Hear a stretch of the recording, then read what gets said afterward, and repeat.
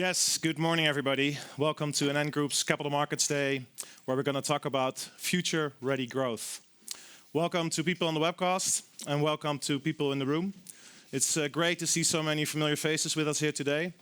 And I already saw Dennis walking around, and he had to enjoy the brilliant Dutch weather today. So I'm sorry you had to walk outside to come to the office and get a bit of a pouring down on you. I'm Robin van den Broek. I'm the head of investor relations of NN Group, and I'll be your moderator for today. So let's talk about the program. First of all, David, our CEO, is coming to the stage, and he's going to outline our strategy. NN IPO'd in 2014, and since the IPO, NN has delivered consistent growth. And David will outline new targets for 2028 that will further be a testimony of this growth journey. Then David will stay on stage, because we know you like him so much, and he'll talk about our Future Ready initiative. Last year, NN added being a digital and data-driven company to its strategic commitments, and David will explain how our Future Ready program embodies that into our strategy. And he'll call to the stage Thierry, our Chief Analytics Officer, and Thierry will give his view on artificial intelligence, and he'll show you some use cases that are already live within our company today, and we're quite proud of that. After that, we'll have a 15-minute coffee break, because we all need a little bit of caffeine. And then Annemieke will come on stage, our Chief Financial Officer, and she'll talk about how continued business diversification will improve our growth profile over time. And she will also commit to our capital return policy, which has compounded such attractive returns for shareholders over time. And we will continue to do so, whilst keeping flexibility. If you look at our strong net capital build and net cash build, there's ample of opportunity to expect more further down the road. And today we're also putting a special spotlight on Europe, which is the strongest growth segment within the organization. And I'm very excited to have two local CEOs with us today, Pavel and Kuldeep of Poland and Romania. And Pavel will outline how Poland has been able to integrate the MetLife acquisition and do a digital transformation at the same time to become the biggest OCG contributor of Europe in 2024. And Kuldeep will highlight how Romania has tripled its OCG contribution between 2019 and 2024, and from that higher base will more than double towards 2028. So very impressive growth in those two markets. After this, we'll have a plenary Q&A session with David and Annemieke. After the Q&A session, we'll end the webcast, and the people in the room will break for lunch. After lunch, we'll have 4 rotating breakout sessions, hopefully in a friendly, less formal setting. One will be with Wilbert, our Chief Risk Officer, about balance sheet management. The second breakout session will be with Frank, and he will highlight how important it is to have an excellent distribution capability at hand to drive further growth within Europe. Tjeerd will do the third breakout session on Netherlands Non-Life and the bank. And on Netherlands Non-Life, Netherlands Non-Life is really leading the adoption of the artificial intelligence wave. And we think that will create efficiency gains that we can leverage for growth also in that segment. And on the bank, we see a stable and strong remittance pattern ahead of us. And the last breakout session, but not the least for sure, will be led by Leon and Marius on Netherlands Life and Japan Life. Now, Netherlands Life, we're confident that we can continue to remit the stable remittance pattern that we see today. And we also do not see a cliff edge after 2040. And on Japan, we are working on the business improvement order. We're hopeful that we can exit that soon. And after that, we also intend to recapture market share in that market. And Marius will share his views around that. Now, before I hand over to David, I'm sure you see that this is going to be a very informative day. I hope we can also have some fun along the way. And speaking of fun, I do have to reference the safe harbor statement that is at the end of our presentation that you can find on our website. And let's go. David, over to you.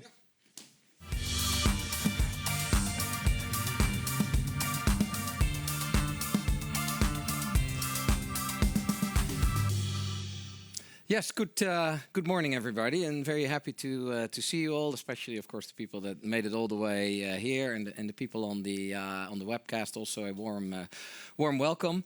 Now, despite the weather that you had to wrestle through, you'll see that we're all in a very good mood here, because we have a lot of good and business progress to share with you, and which we're very proud of. So we've made very good progress on all of the KPIs that we set, but we're also very excited about the plans and the targets that we have been setting for 2028.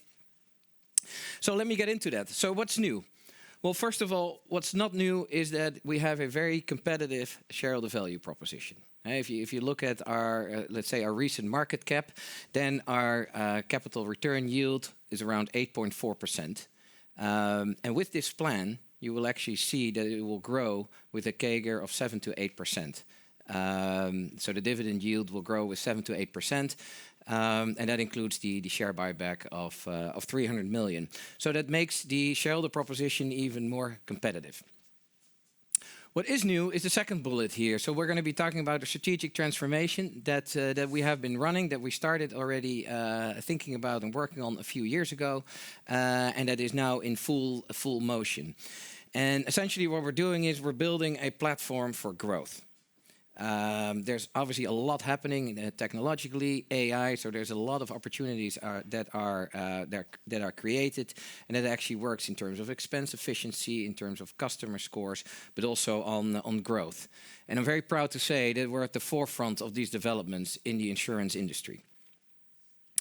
Now, this transformation obviously comes on top of favorable growth trends that we see in general. So the need for protection products and the awareness that people have on their need and often the underprotection that they have continues to increase. And we also see an increasing need still for long-term savings in the markets that we operate in. So it's a combination of a digital and strategic transformation with underlying favorable trends that builds this platform for growth that we're working on. Now, this is just not only just talk on on trends. We've also translated it into what we think are very ambitious financial targets. So underlying, if you look at the targets, we've set a target of 2.2 billion operating capital generation for 2028 and 1.8 billion or more of free cash flow generation also in 2028. And that both translates into a 7 to 8% CAGR per share growth, both for OCG and free cash flow. Now, what is new is that this growth will be mainly coming from Europe, it will be coming from non-life and from Japan. And actually that shift is different now. So Europe will benefit from the need for protection products and long-term savings. And as we will come back on today, Europe has some unique distribution capabilities that also enables us to get access to these customers that are currently underprotected. Non-life will benefit from expense efficiency, trying to control claims, but also is very much at the forefront of applying AI and other tooling to continue to improve risk selection and the results. And we see selected pockets of growth also in the non-life market in the Netherlands.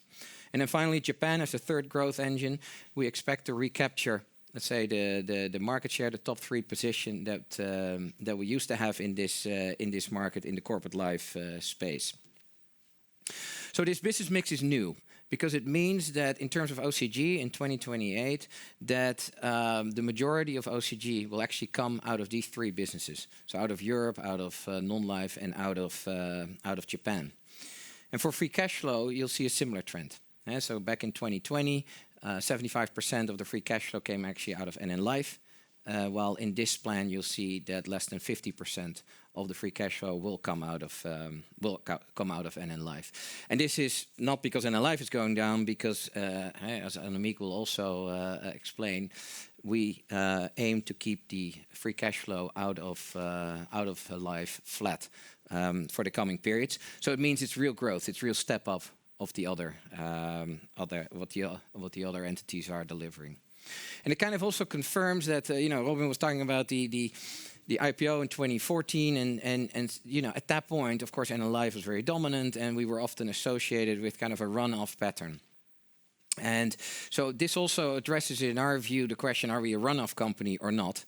Because with a stable remittance out of NN Life and growing businesses leading to a 7 to 8% CAGR in OCG, in free cash flow, and also therefore in expected capital return, it also addresses this point that we're really a company that will continue to grow in the markets that we operate in.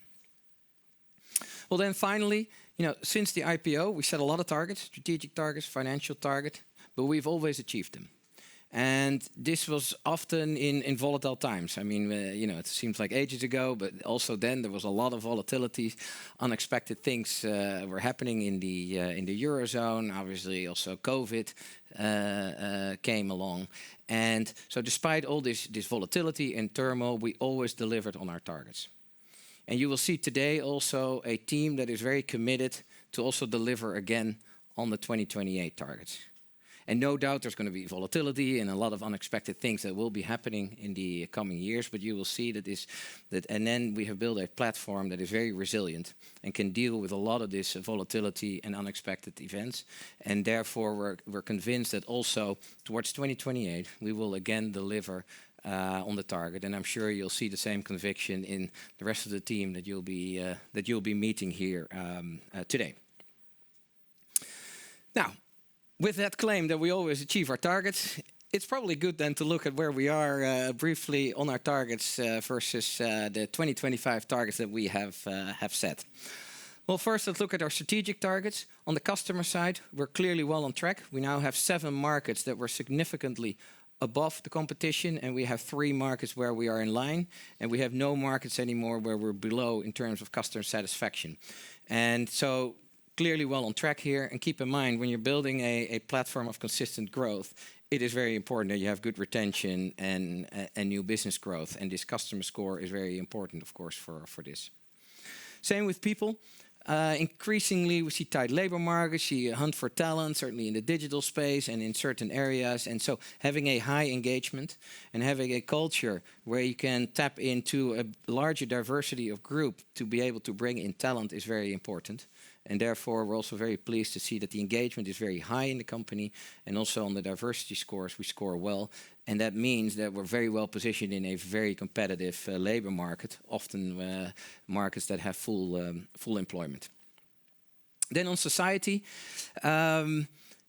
positive scores as well.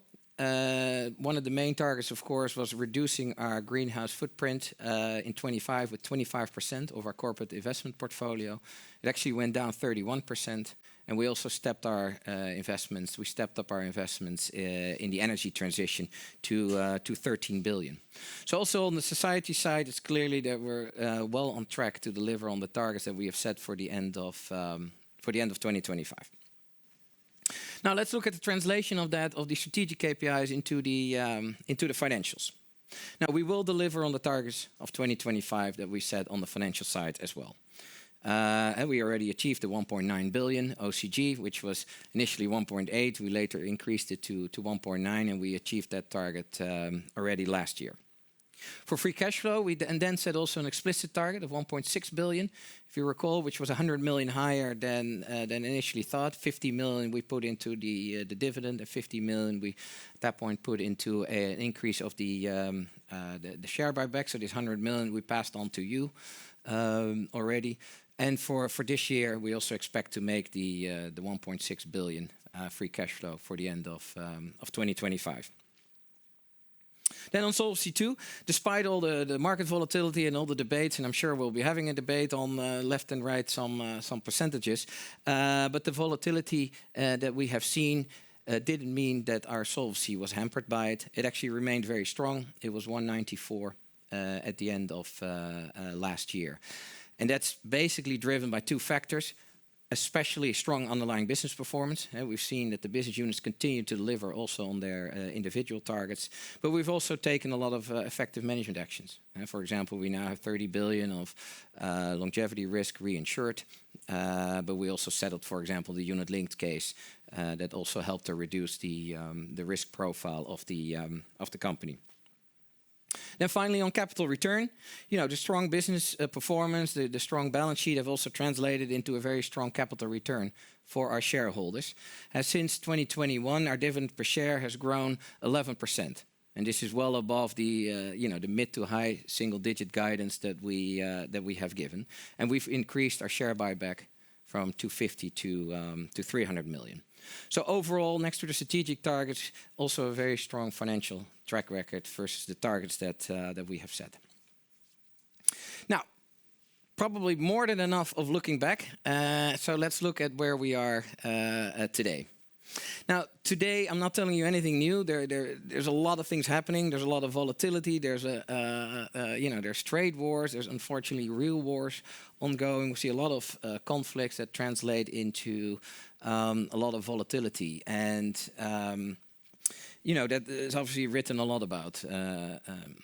I think what probably gets less attention is there's also a lot of opportunities actually in this environment. And I already mentioned in the space of technology and AI, it's incredible how much advancements are being made.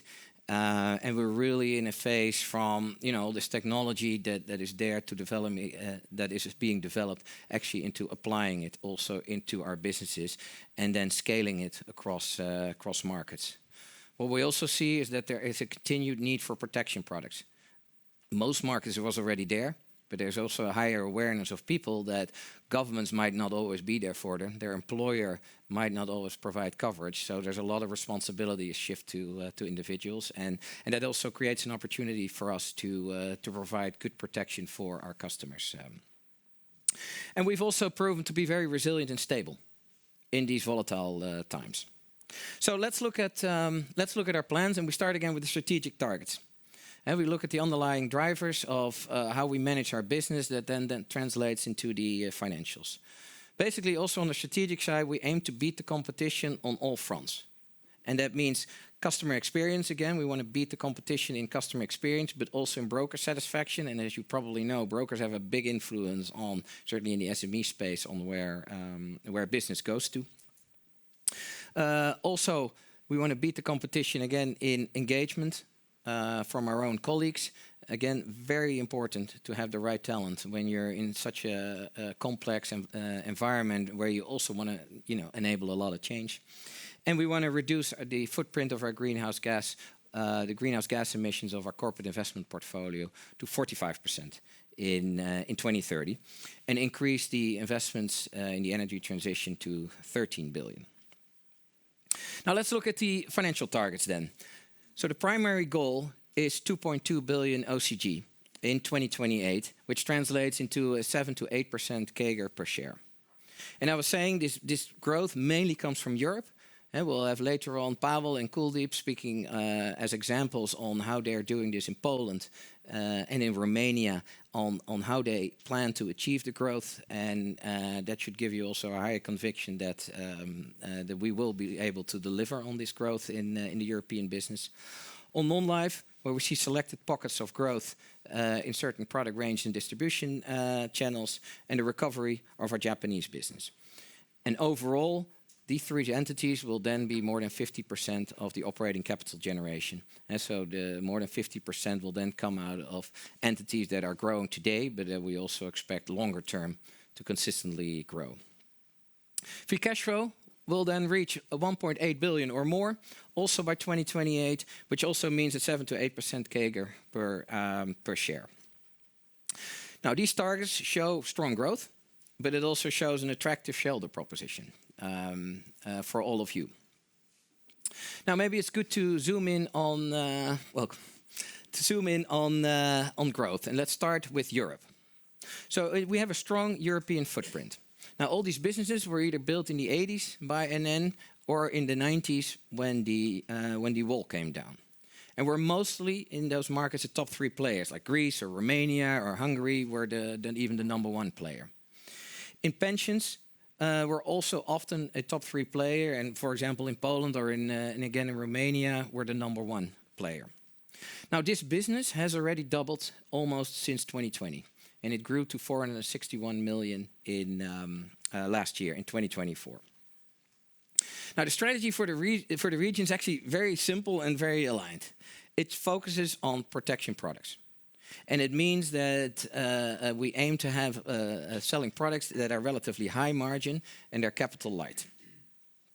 And there's 2 key items for growth in Europe that is driving the growth.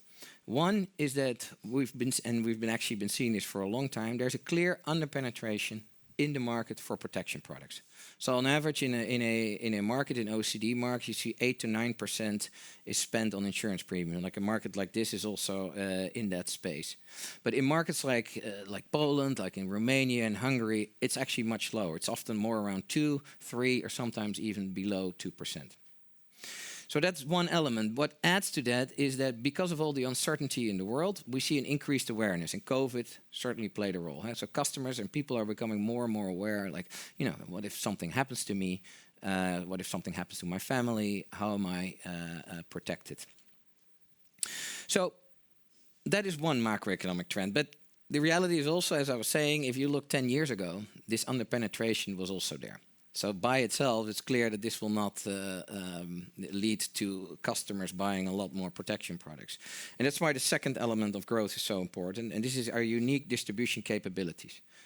So, very few people wake up in the morning and think, hey, I'm going to buy a protection product. So you still need actually distribution channels to sit with a customer, and not that these products are so complex, but usually the situation of the customer is complex. And they need to figure out what gaps do they have, what do they have already covered, maybe via the government, maybe via their employer, maybe they have some protection.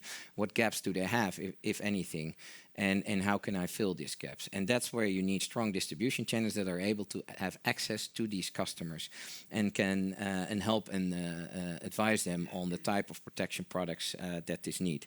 And you see it on the right-hand side. We have a very multi-distribution platform, as we say it. And that what we mean with that is that you see per market differences, but you also see over time different trends, right? So we work with over 10 banks. Brokers have been growing quite rapidly, and tied agent has been the largest channel more recently. But these trends differ. So pre-COVID, banks were actually a very large channel. Then COVID hit. Banks essentially stopped selling mortgages, and that meant that also the amount of credit insurance that we were selling came down significantly.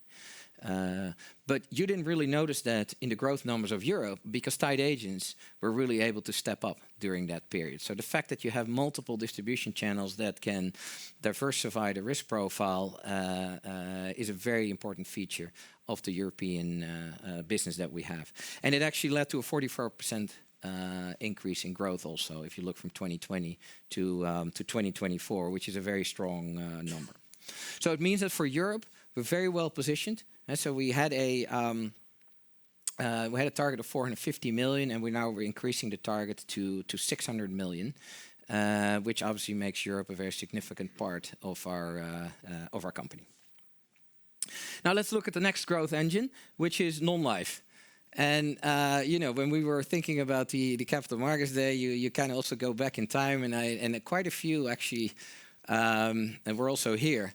So in 2017, we had a Capital Markets Day, and I was talking about the non-life business, and I said, we're going to aim for a combined ratio of 95 to 97, and people were all kind of looking at me, and then next day, same day, you guys were all writing reports on that's not going to happen. And so, this market has gone under a tremendous transition. even more than 10 years ago, even the DNB was writing, premiums need to go up. This is a badly priced market. Since then, a lot happened. Obviously, pricing discipline has tremendously increased. And consolidation was a big driver of that. We took over, obviously, Vivat, we took over Delta Lloyd, and that led to a situation where 3 players have, let's say, roughly 2/3 of the market. And that's why we've been now able to consistently produce good results. And we've always focused on saying, we need to get to margin over volume, meaning 91 to 93 as the target that we maintain. But we do see in that market also selected pockets of growth. If you look at our positioning, we're overweight in fire, meaning underweight in motor. And in the disability space, we're overweight in sickness, which is the shorter duration disability products.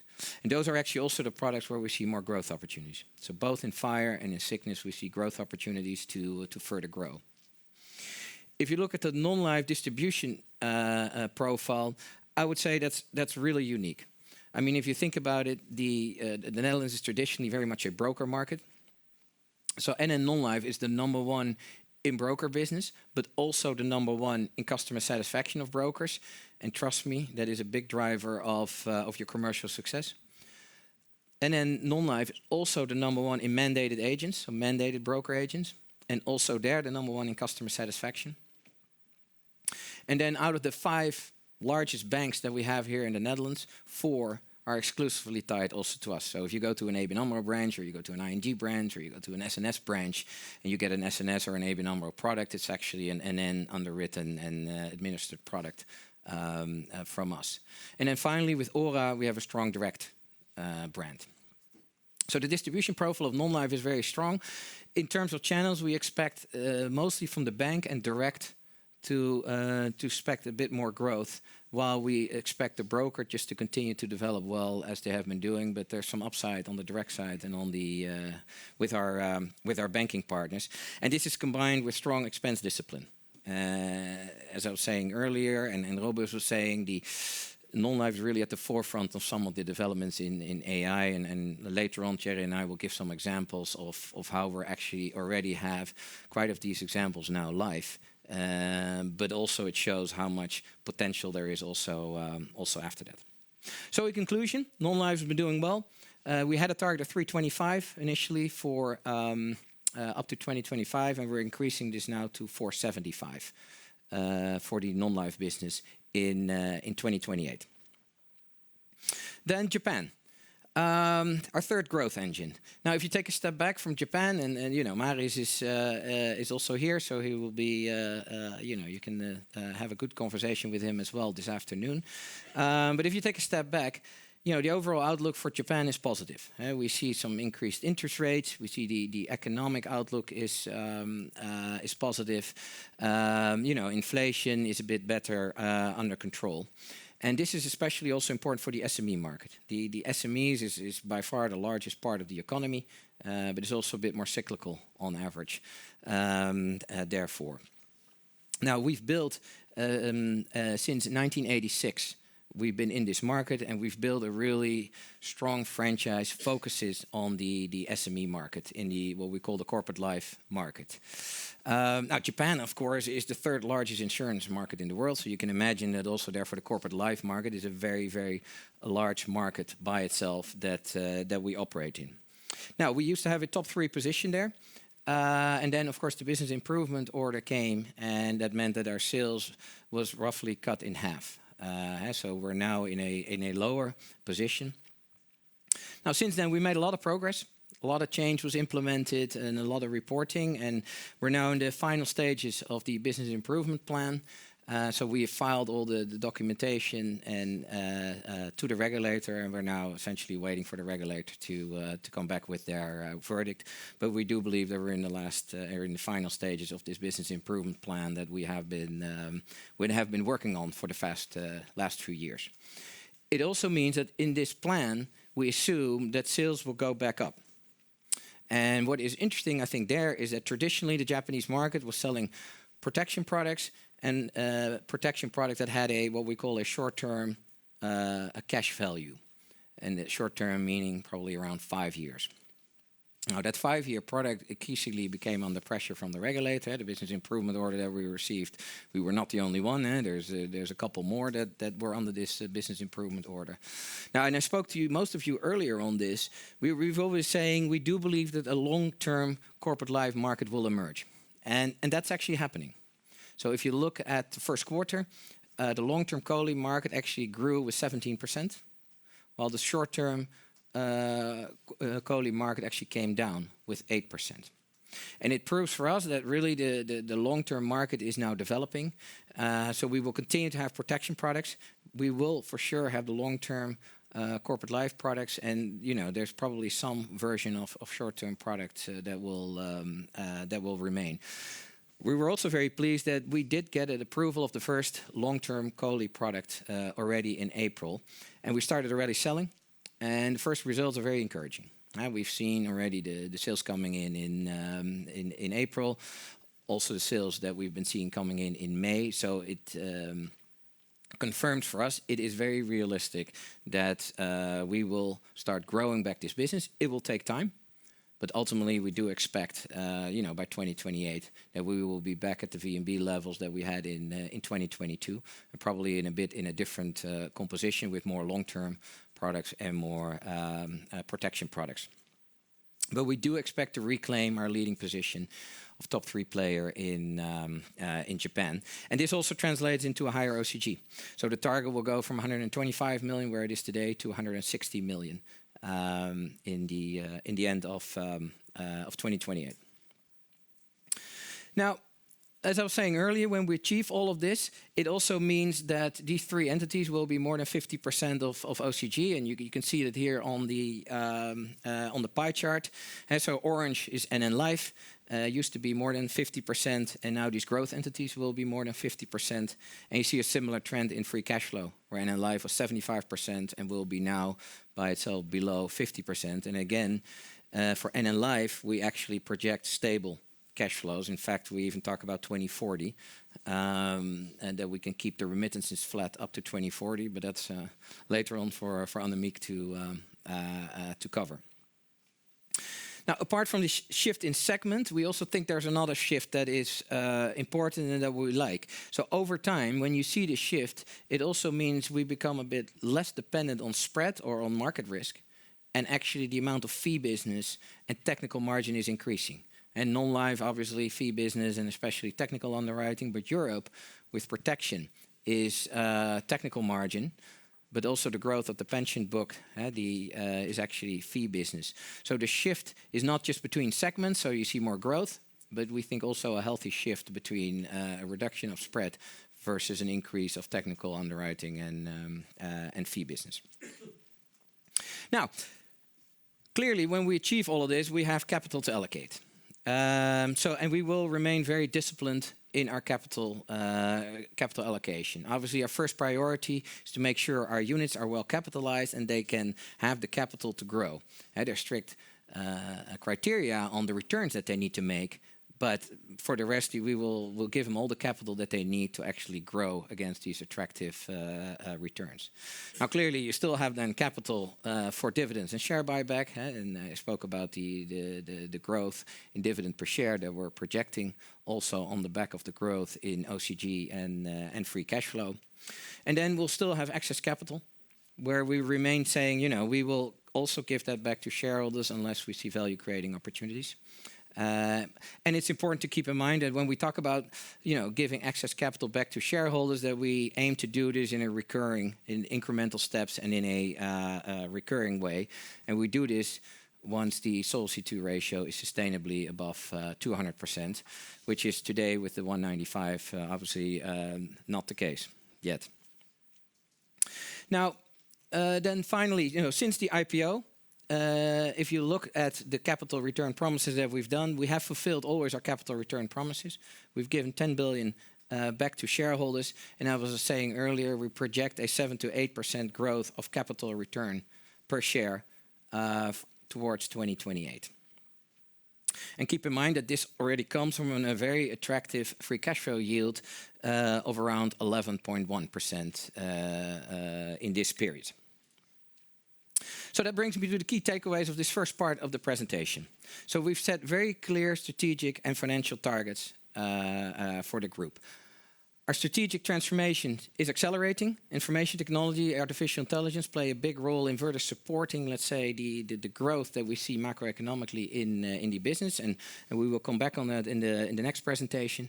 And we aim to achieve 2.2 billion OCG, or a 7 to 8% average growth per share. Free cash flow, 1.8 or above, also aiming at a 7 or 8% CAGR growth, fueled by higher remittances from non-life, from Japan, and from Europe, of course. And all of this is then also a testimony of our commitment to provide, stable, attractive capital returns for our shareholders. And that means for our shareholders, we expect also 7 to 8% DPS annual growth. And again, this comes from an attractive yield already of 8.4% at versus a recent market cap. So this concludes the overall part of my presentation. I'm sure you'll have lots of questions if I see the amount of notes that you guys are making, but you need to hold off for that for a while because we still have a couple more presentations before we go into Q&A. So let's talk about the future ready and the digital transformation that we're currently going through. And we thought it was good to do a deep dive on that to give you more background on actually how we're achieving the things that we're planning on doing and why we're therefore also convinced that this will help to get us to the targets that we have set for 2028. I will do this presentation together with Thierry Smit, our Chief Analytics Officer, and who has been instrumental with us and has been bothering me since 2015 that I should pay more attention to this, and he was fully right, and it took me some time to learn that. But you will see that Thierry has been instrumental in this journey of 10 years of how we have been building our capabilities. Now, let's start with something that you already know, which is, agentic AI, Gen AI is clearly the latest trend. I mean, it's the hype, everybody's talking about it, and it became very mainstream, of course. Now, if you look at our industry, the insurance industry, it is very, very suitable for applications of AI.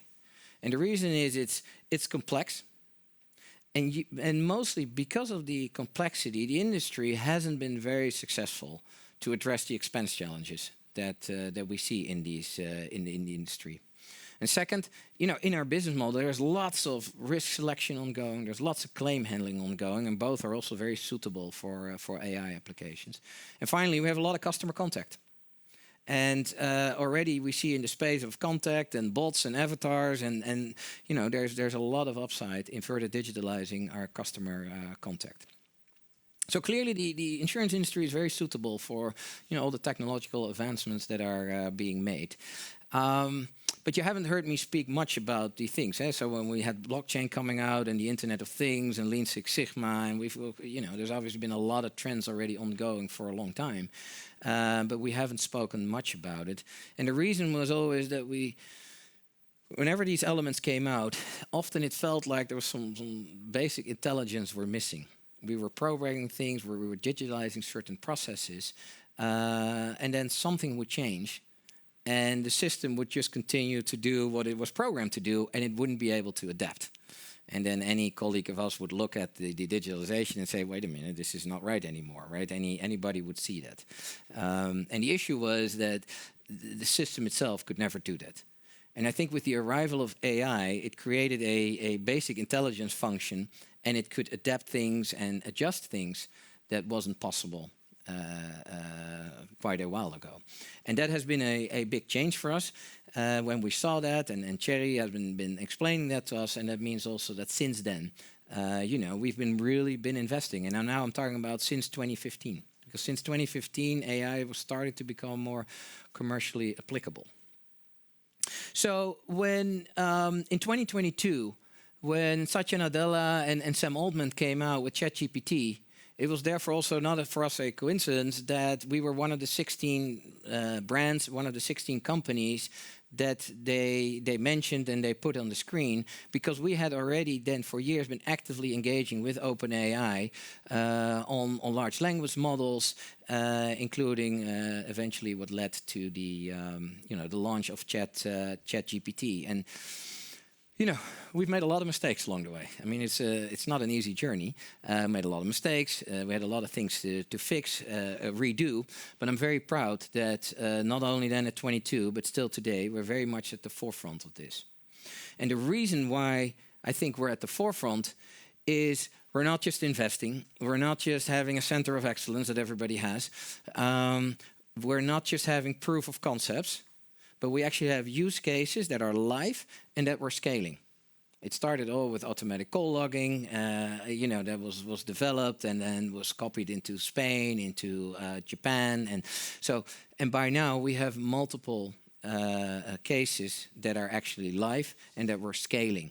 So instead of just investing and building proof of concept, we're actually in a phase that we're already scaling AI and even agentic AI in our company.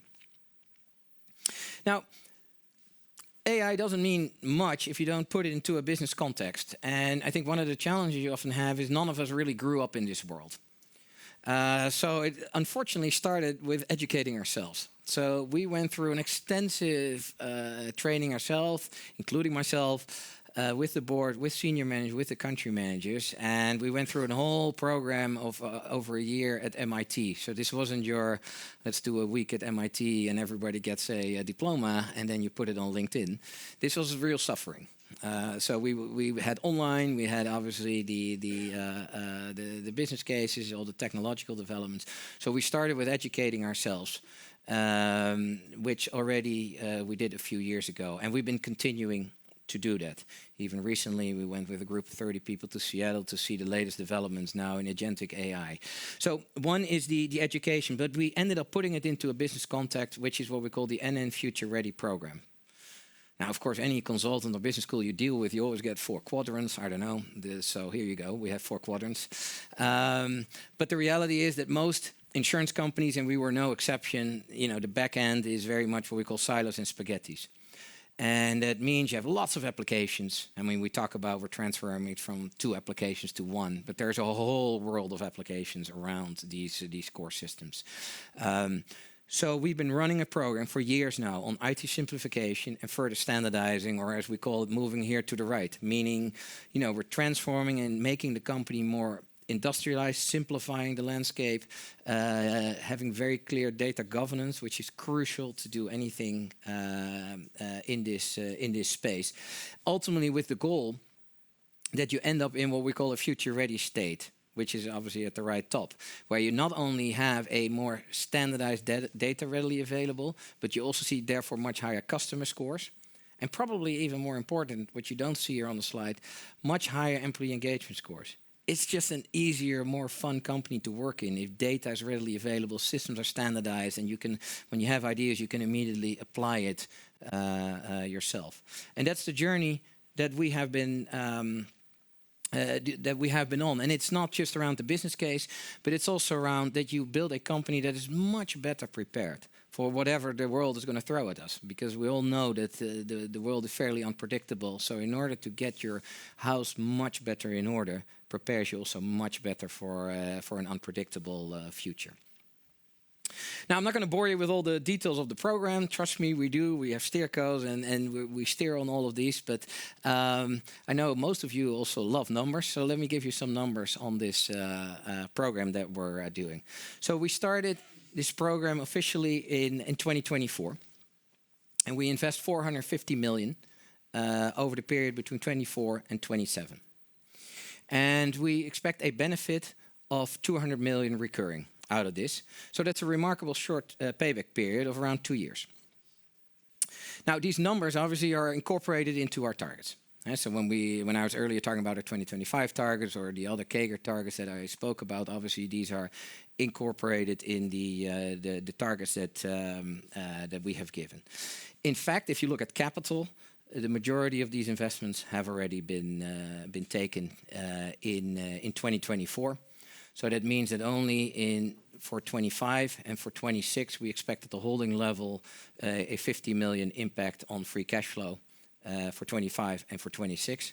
But it doesn't jeopardize our 1.6 billion free cash flow target that we set for 25. Now, if you look at the benefits, as I said, there's 200 million benefits, 180 million is expenses, and around 20 million is growth.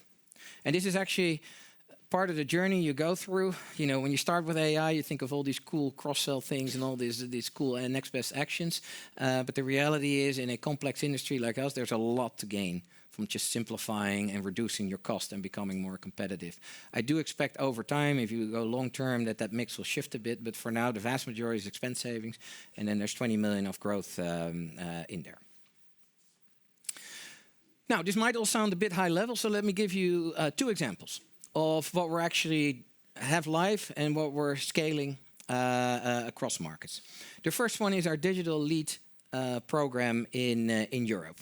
And as is often the case, this is a collection of smaller AI use cases. And this one is particularly geared to tied agents. And tied agent channels always have a couple of challenges, which is usually the retention of agents. So how do you train them, but how do you also keep them on board after they've sold to their friends and family? How do you keep them in a, how do you keep them that they make enough money to consistently keep selling, especially in the protection space, because protection typically are relatively cheap, small ticket size products. So you can also imagine that therefore the commission is lower, and it means you need to sell a lot more than if you're selling big endowments or big unit linked savings type of products. So what do? One, and Poland is actually a very good example. We generate a lot of online content on protection. That means that if customers are online, there's a good chance that they'll end up in an environment, because we generate a lot of content around protection products.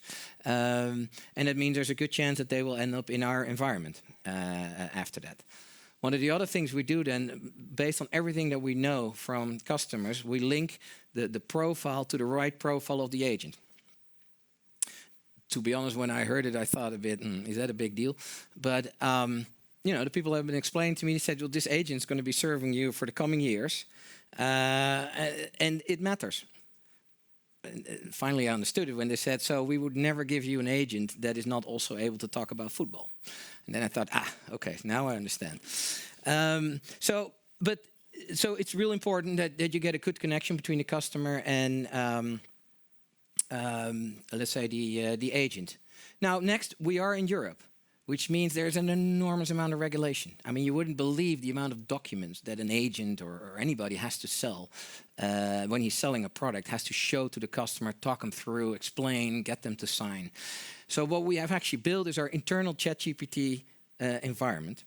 And that means that in a way, this agent has now the smartest, nerdiest colleague always with him, that can help him with any of this documentation. So any questions, any things that he have, he can type it in, and ChatGPT, the NN version of it, will provide him with the right answers and also make sure that everything is done in a compliant and in the right way. And it creates an enormous amount of efficiency. Because to be honest, the average tied agent, not so interested in compliancy and in documentation, is often much more interested in engaging with people. So it's a tremendous help. After the conversation between the agent and the customer, another version of ChatGPT actually analyzes the conversation. And it will tell the agent, this is where you deviated from the script. This is the opportunities that you might have missed. This is potentially a next best action for this customer. And it will provide statistics on it. And Thierry will later on show a bit more detail on it. But again, this is very, very valuable. When you're dealing with thousands of agents, you need to continue to train them. They need to, the efficiency needs to go up.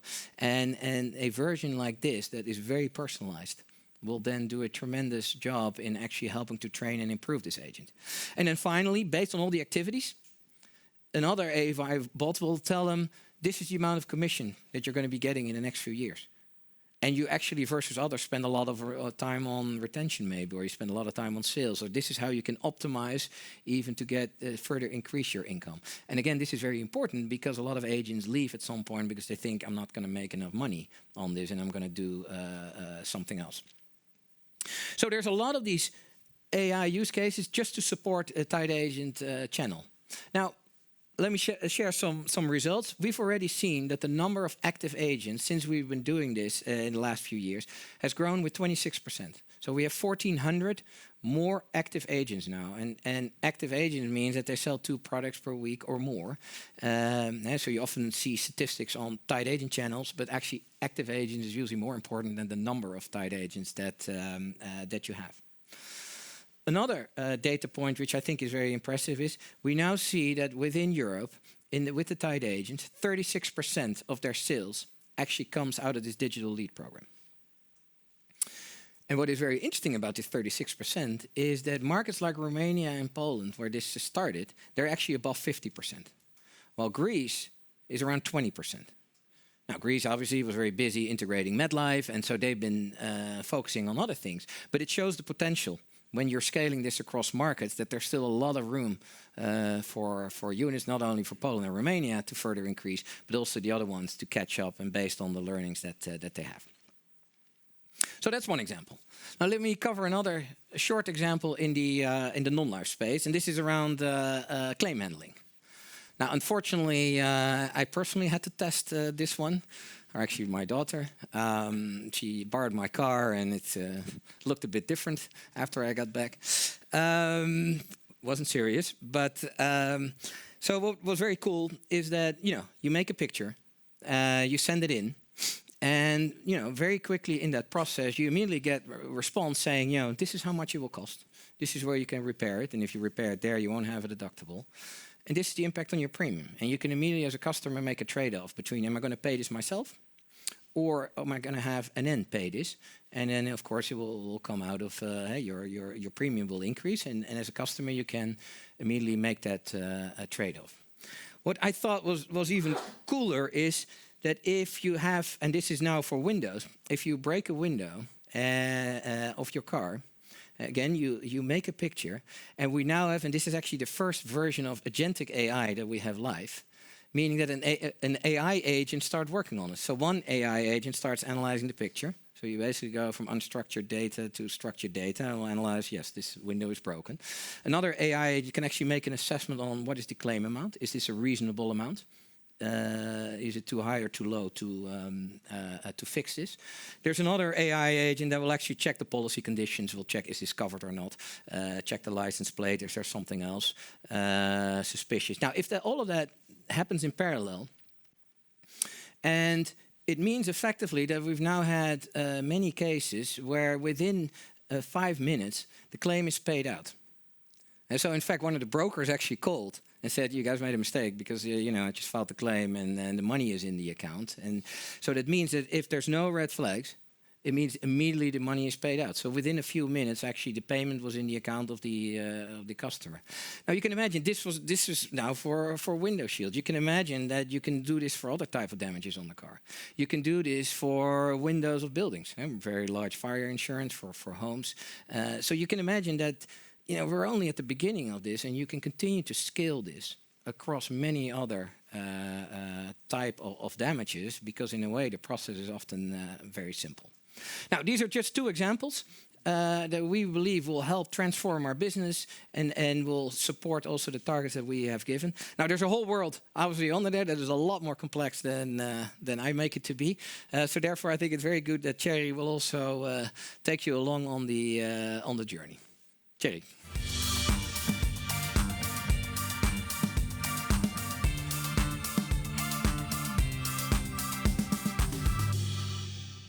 Thank you, David, and good morning, everyone. I started doing full-time AI back in 2015. And back then, it felt like often I was the only one pushing for what we today call AI. Completely different than it is today. Today, I'm on stage mostly 2-3 times a week presenting on AI. And last week, I was in a professional studio where I recorded a digital copy out of myself, an avatar that I can use in the future to present on behalf of me. And a few years ago, I could not have imagined that I would be doing something like this. Let alone that the quality of the AI technology that we are using today here at NN would be this good. And this is because the developments in AI technology, they are really at a record pace. David already said it's almost impossible to keep up with it. But this is actually good for companies like us, companies that are early adapters and operating at the forefront of this new AI technology. And today I will show you how we execute AI at scale here at NN. And for our employees, we quickly opened up all kinds of Gen AI tools to make sure that they can work in the most efficient way, but also so that they can experiment safely with our Gen AI tools. And for instance, we opened up our NN ChatGPT playground in less than 3 months after the release of ChatGPT. And we have now more than 9,000 employees working in this environment today. And for efficient coding, we have more than 1,300 engineers working with our GitHub Copilot environment so that they can be more efficient in writing code. And we are making significant progress in implementing Gen AI technology. We are implementing AI not only in pilots and POCs, but we are implementing it at the core of our business processes. And we can see clear proof points for a fundamental business transformation with the help of AI. Our focus is to scale on. Our focus is on scalable and successive AI use cases. We have AI use cases that contribute both to process efficiency as well as use cases that contribute to our top-line commercial growth. And before I dive into the use case applications, I want to share with you our AI setup. We have adopted a hybrid setup where we have a center of excellence here in the Netherlands and Czech Republic, complemented by many local data scientists, embedded as close as possible to the business. And this is really important because a long time ago, we learned that having data scientists in the business is crucial for a successful implementation. Designing AI use cases together with the business is the most effective strategy for us. And what we want to do is we want to develop standards centrally, develop reusable components that then the local data science teams can apply in their business. And this approach not only helps us to scale AI, but it also makes sure that whatever we put out there is safe and reliable. Like I said, AI is developing at a record pace, and it's getting better really fast. I think, David, you also touched on that point. Everyone can build a pilot or a proof of concept. Executing AI in production 24/7 is really a different game. Doing this at scale, I think, is even harder. And this is because this requires different skills, but it also requires experience. And this is where our early investment in AI really pays off. We made a lot of mistakes in the beginning, but we also learned how to play this game. I think everyone needs to go through the same learning curve. Like I said, our focus is on scalable and successive use cases. And at-scale use cases are kind of like railroad tracks. It requires time and craftsmanship to build it, but once you have the tracks there, you can run many trains on it. And our focus is therefore to copy and paste the really good use cases throughout the companies of NN Group and to benefit from our economies of scale. Now, let's dive into some exciting use cases. And I selected these use cases because they are scalable throughout NN Group and they act at the core of our insurance processes. First, I will share with you how the personal expert assistants are improving our customer experience and also improve our efficiency. Secondly, I will show you how commercial AI assistants are helping our sales agents to become better at converting leads. And third, we will see how we enable our customers and partners to interact with us at any time with AI-powered chat that actually works. Well, let's have a look at the first one. This is about the personal expert assistant. This is a RAG technology solution, and of course, everyone knows this stands for Retrieval Augmented Generation. And this means that we are grounding our own knowledge documents to a large language model. Basically, this means that our employees can talk to ChatGPT, but for the answers, We only use our own context and knowledge. And the results are really, really good. Applying the AI Expert Assistant in one of our bank assurance channels here in the Netherlands resulted in an almost instant uplift of the contact center performance. And this means a 25-second less call duration, 8% less hold time, and even a 30% fewer transfers to senior employees.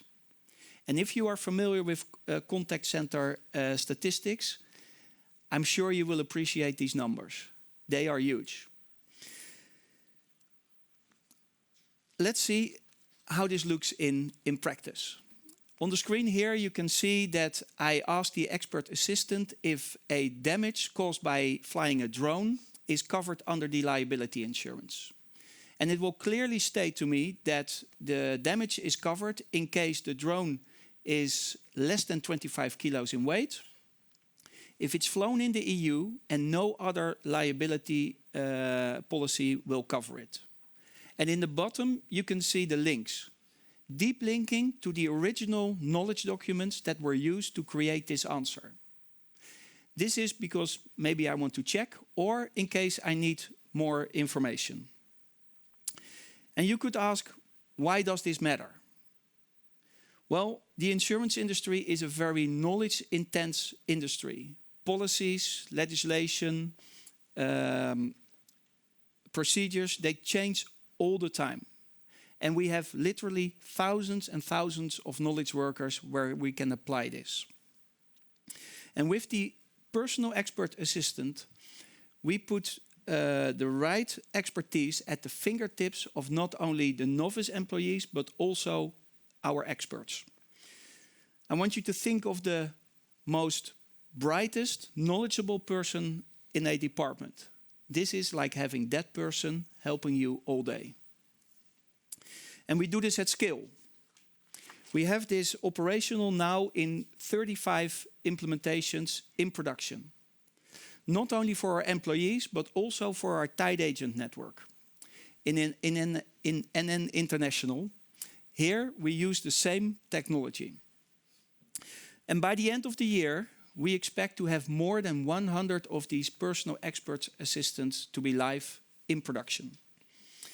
Having such an expert helps us to increase the customer experience, but it also improves consistency and quality. Next to that, it's more efficient. I think this is a perfect example on how we apply AI use cases at scale throughout the companies of NN Group. And the next example I want to show you is about the AI commercial assistant. Like I said, we have use cases that contribute to process efficiency, but also use cases that contribute to our top-line commercial growth. And this example is in that last category. It's from NN Romania, and it's all about sales lead conversions. Here we use speech-to-text technology together with LLMs, that is large language models, so that with that we can help our agents to become better at converting their leads. Let's see how it works. As an agent, I can see clearly an overview of all the calls that I did, together with the overall performance and statistics. Here you can see, for instance, the speak time of myself versus the speak time of the customer. But more importantly, I also get an insight on how well I followed the call structure.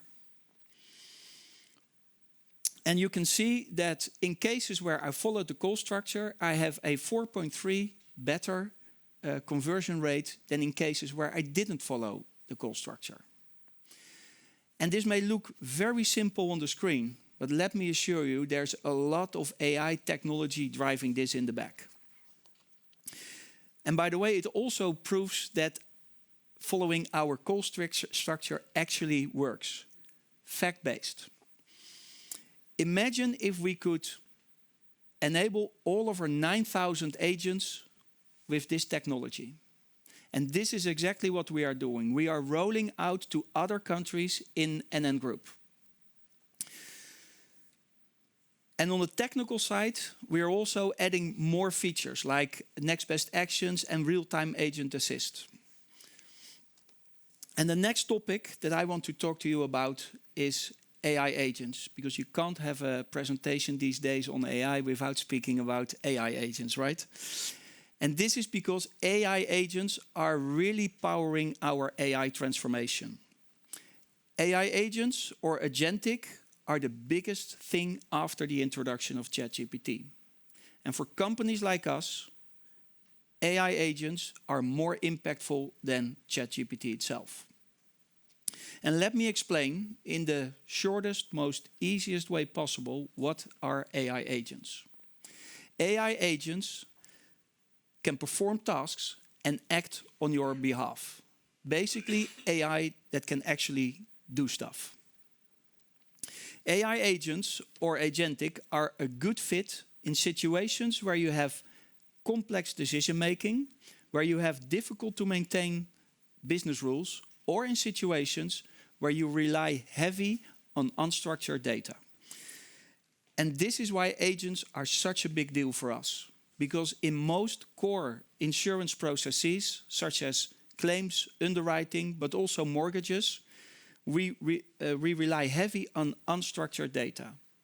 It requires multiple documents like photos, emails, scans, and other inputs that we need to interpret it to come to and validate to come to a decision for a customer. And frequently, those documents are incomplete or not delivered in the right way. And the problem is still customers expect a fast and frictionless experience from any digital company nowadays. And we think this can all be enabled by a combination of human experts and AI agents. And a good example was already shared by David on our windscreen fully automatic claim handling, where we are able to validate and come to an automated interpretation and payout for most of the claims. And this afternoon, in the workshop of Non-Life, you will see a demo of that use case. Now, next, let's move over to agentic and the agentic chatbots, the next generation of chatbots. And this is another example where we apply AI agents in the core of our processes. And let me also be really clear about chatbots. They do not have a good reputation. People do not like traditional chatbots. And often the most frequently asked question is, can I speak to a human? Right? You all know it.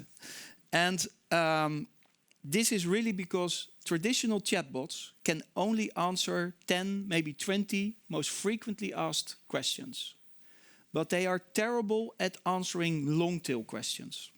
And this is where agentic or AI chatbots are really different. A good agentic chatbot requires three things: a good knowledge base to ground the data, a good retrieval engine to interact with the customer, and good quality questions. And here's where the difficulty starts, because the first two, of course, we control. But a good quality question is asked by a customer, and we as humans are not used to be very complete and provide a lot of context for questions. So let's look how we fix this with our new chatbot, Sanne.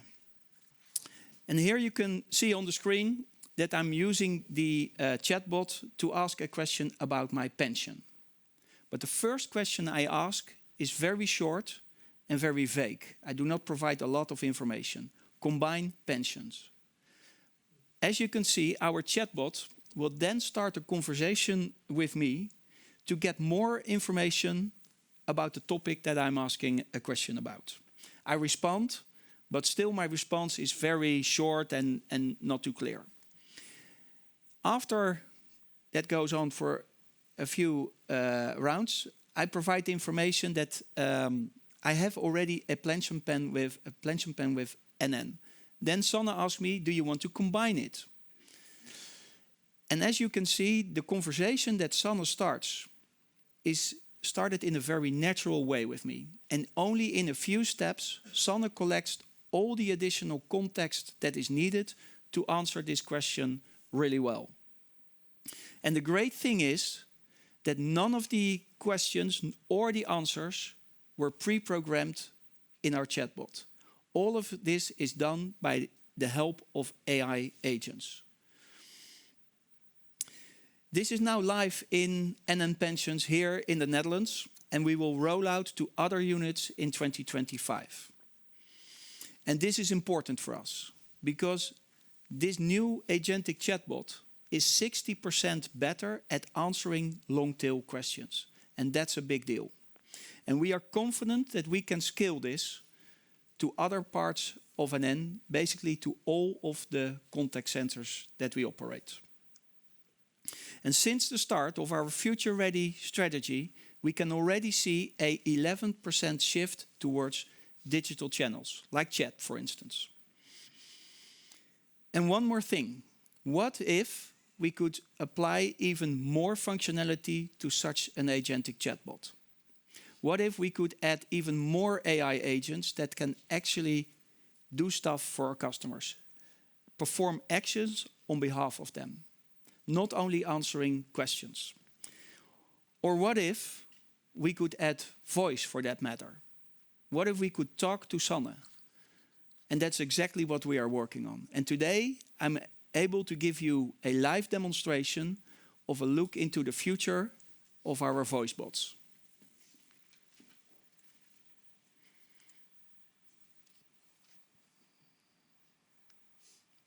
Are you there? Yes, I'm here. How can I assist you today? Well, I'm here together with David, and he told me that we are going to take a trip, and I would like to know, can you help me with a quotation for a travel insurance, please? Of course, I'd be happy to help with a travel insurance quotation. Could you please provide me with a few details to get started? What is the desired start date for the travel sorry insurance? to interrupt, but there's a lot of people waiting here for me, and I'm kind of in a hurry, and I already know what you're going to ask. So we are leaving June 1st, coming back June 7, traveling with two, and we're going to Spain? Thank you for the information. Based on your details, here's a quick quote for your travel insurance. Start date, June 1st. End Oh, date. sorry, but David's just signaling me. He wants to stay longer. The weekend also. Can you add 2 more days for me? Certainly. Extending your trip by 2 days would change your return date to June 9th. So, the new dates are start date, June 1st, end date, June 9th. For the additional 2 days, the cost will be €15 per person, totaling an extra €30 for both of you. So, the updated total will be €60. Would you like to proceed with this updated insurance? €60. I think I have to consult with David because this is definitely above my pay grade, right? I understand. It's always good to discuss these details. Feel free to take your time and let me know if you have any more questions or if you're ready to proceed. I'm here to help. Thank you. Well, you can see how it works. And I'm really excited about this because I think this is really the future of how chatbots will work.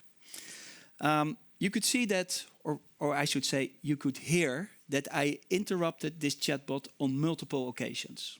But it didn't break, and it felt quite natural. It was almost like talking to a human. And we believe in a future where the customer can choose whether he or she wants to use a human channel or one of our digital channels. For instance, imagine that you just came out of a night shift. Then you probably want to use one of our digital channels. But for more high-impact situations, you probably want to talk to a human. As a customer, we think you should make that decision and choose for yourself. I showed you 4 examples on how we are applying AI at scale here at NN in the core of our insurance processes. Today I showed you how we translate the fast-moving developments in AI into our future-ready strategy. I hope I was able to show you some concrete examples on what future-ready is for us. And with that, I would like to give the floor to David. Yeah, thanks, thanks, Jerry. Fun that we're going to Spain, actually. Yeah, yeah. So let me be clear. The technology is there. So in our view, this is really a management problem, right? The technology will continue to evolve. More and more will be possible, but the real challenge is a management problem on how do you roll this out in larger organizations. And that's why we've set very clear KPIs. I mentioned already the 200 million benefit that we're aiming to get, but we have also underlying KPIs that we set here. For example, that we want 300 AI cases live in 2028, and currently we're still below, clearly below 200. Our digital interactions, and Thierry was just showing, today we're roughly at 60%, we want to go to 80%. And often the last part is the hardest part, because the more complex parts today are not done in a digital way, and as you can see, there's a lot of opportunity to do this. And I'm personally convinced that over time, more and more people will actually prefer the digital solution, but we'll see how customers deal with that. But we want to go to 80%. And then the last, as an example of an important KPI, is the Digital Leads program that I spoke about earlier from the tied agents in Europe. Today at 36%, and we want to get on average to 50%. So in the example of Greece and all the other entities, we think there's a good step up to be made in terms of further professionalizing our tied agents, which will then tremendously support the growth profile. And obviously the growth of Europe in OCG is very much driven by new business contribution coming out of these type of programs. So obviously, as I was saying, this is a management problem, and we spend a lot of time on this to support, have the technologies to support our overall targets. And that means that we also continue to train. So currently, we're training another 1,500 managers within NN. After training senior management, we're now in the process of training another 1,500 managers, and we've committed to train till the last employee within NN in this digital area, because the only way we can get this to work is that we don't have a center of expertise coming up with things, but there's a lot of push coming out of the unit with new ideas, new concepts that we can continue then to decide, implement, and scale. And that's why the education part is really, really important. Now, in conclusion, so we've spoken about the underlying growth of our business. Obviously, in Europe, through the protection gap that we see and our unique distribution capabilities, the growth of non-life that we expect to come, and the recovery of, obviously, Japan. Now, by itself, all of these trends will not bring the 7 to 8% CAGR that we have been talking about, because we also need to offset the slowly runoff of the life company, which fortunately is now only at 2%. But the combination still requires more. And that's why with these Future Ready programs, we're convinced that we will get to the 7 to 8% as a group, not only for now, but we also believe that there will be benefits after 2028. Now, if you look at the last period, in general, we've seen that most stakeholders, and not just shareholders, but stakeholders have been satisfied with the overall progress of NN. And what that means is that when that is happening, that's exactly also the time you need to transform your business. So when things are maybe a bit more calm outside, this is exactly the time to do a big internal transformation that prepares you not only for, everything that is coming, but certainly also will help you prepare for everything that we don't know that is coming. And that is exactly what we have been doing in the past few years. And this should give you an insight into some of the things we have been doing underlying to make sure that you see that we will deliver on these targets that we have set.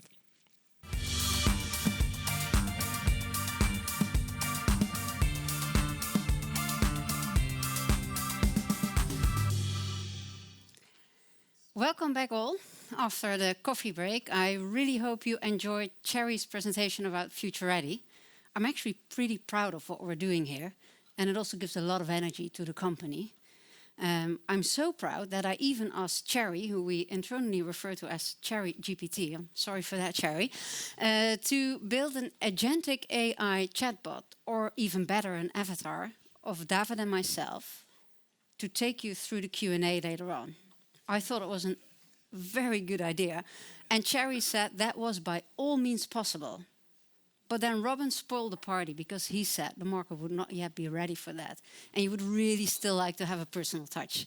So here I am presenting to you the financial component of our new strategy and our targets.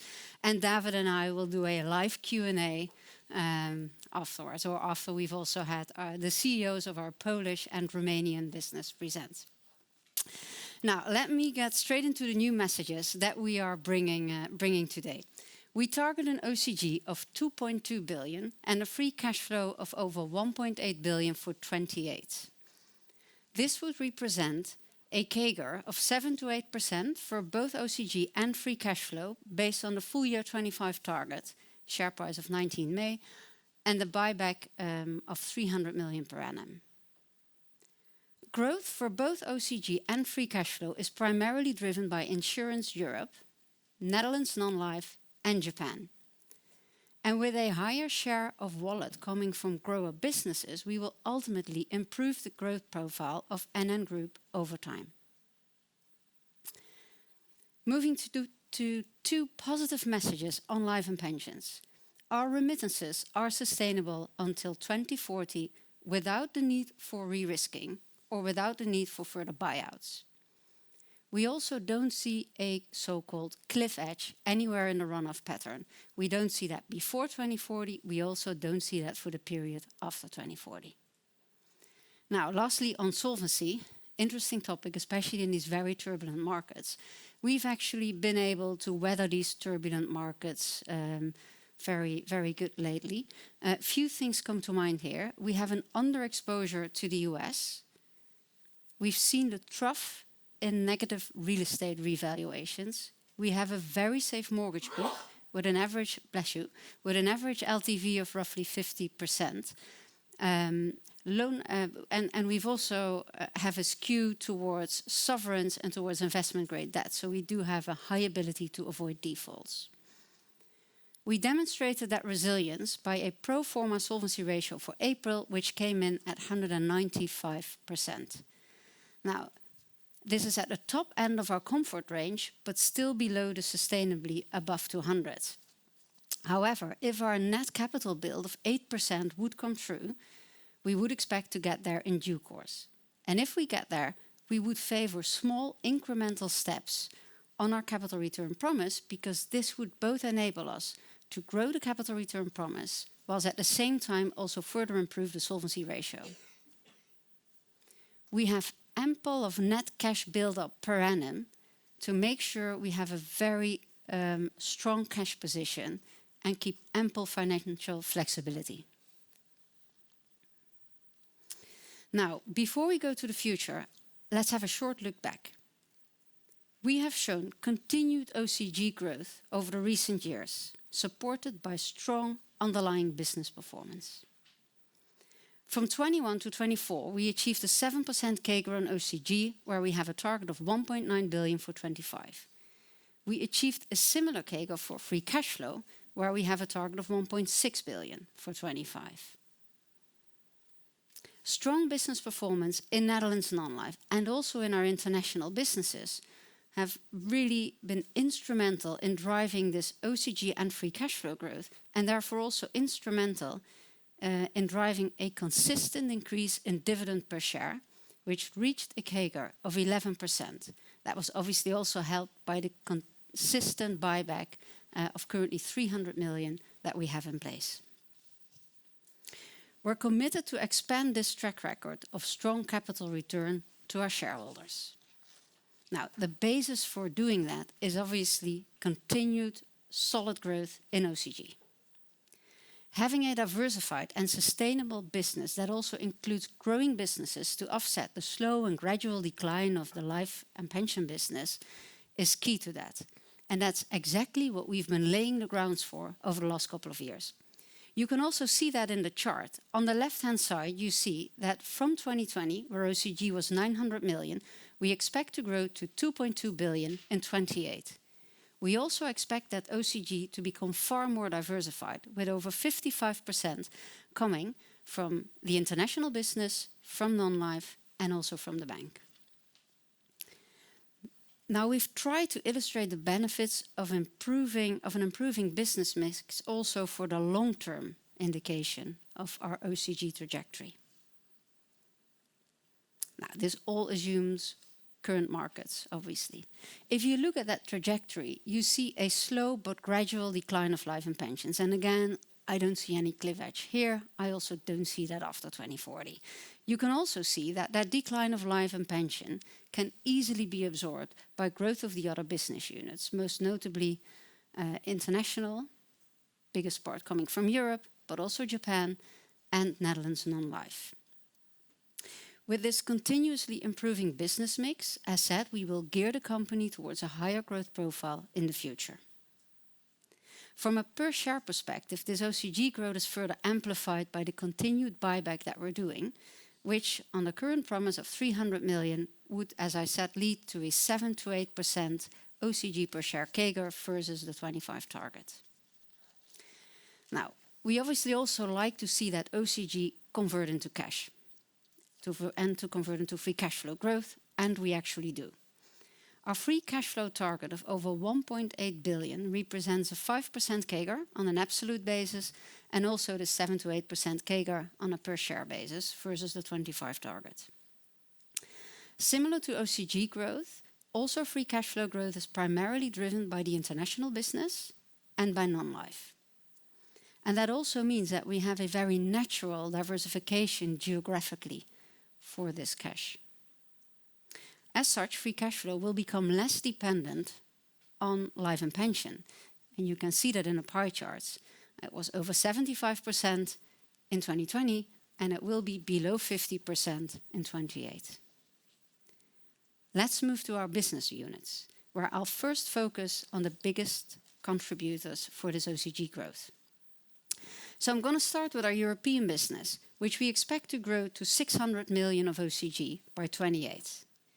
Now, roughly half of VNB is driven by protection products, so that's term life, disability, critical illness. These products fulfill a real need. They're not driven by tax incentivations, and we see that that need really expanded due to COVID, and we also see an impact of the geopolitical tensions on that need. Now, the good thing is that in both CE, but also in Greece, an increasing part of the population actually has the financial capacity to fulfill that need. And can therefore address the still prevalent underassurance that we see in those segments. Now, this is really a great basis to continue our growth strategy. But you're not there yet. As David said, you really have to be in front of the customer here, and you need to have a multi-channel distribution network that can ride all trends. And here I'd specifically like to highlight the very strong tied agent sales force that we have, and our highly advanced digital capabilities there that Cherry and David already gave some examples on. This really enables us to not only increase the number of leads, it also increases the lead conversion, it also increases retention. And this is all instrumental for further growth of Europe in the protection business. We don't only have protection business, we also have pension services in Europe. This is more a fee-based model, which is really driven by AUM accumulation. We would expect these markets to continue to grow. We would expect inflow to grow. We would expect AUM to grow. Hence, a higher part will also come from this pension business that we have. Now, given that we've had such a high focus on digital in Europe over the last couple of years, we're convinced we can deliver this growth at zero incremental cost by just leveraging the platforms that we currently have. So despite a growing book, we target flat expenses and are therefore outpacing inflationary pressure. All in all, that would result, as I said, in a 600 million OCG target for Europe, which is a 7% CAGR. And we would also expect to see free cash flow grow in line with the growth that we see in OCG, with some scope to improve the conversion ratio versus historic performance. Given the size and the contribution of the European business, I wanted to give a few words on both VNB and income diversification within this business. In a thriving European business, we would expect VNB to grow by 50% towards 28. And 24, we actually did a VNB of 254 million. Now that VNB growth has an impact on OCG beyond the 28 target. As you can see on the left hand of that slide, the actual VNB only translates for 30% initially in OCG. That has to do with the long contract boundaries. And it takes 8 years before it's fully reflected into OCG. So out of that VNB growth, also in the years after 28, there will be a natural source of OCG growth to come. We also wanted to give some insights into which countries are the more dominant growth countries within Europe. But we're convinced that all of our markets will continue to have strong growth in Europe, except for the Belgian market, where we would, given the mature nature of that market, would expect modest growth. I'd also like to specifically mention Paweł and Kuldeep, who are our CEOs of both Poland and Romania, who will, after my presentation, give some more insights on how they would expect Poland and respectively Romania to deliver on this growth. Moving to non-life. David already highlighted the very strong foundation we have there, both in terms of composition, 2/3 P&C, large chunk is in life, as well as in distribution. We have the #1 broker network in the Netherlands, plus we distribute using 4 out of the 5 largest banks. On this very strong foundation, rapid progress in the digital transformation really adds another layer of potential to this business, as we are implementing AI at scale, as Thierry just alluded to. And this is very important to us.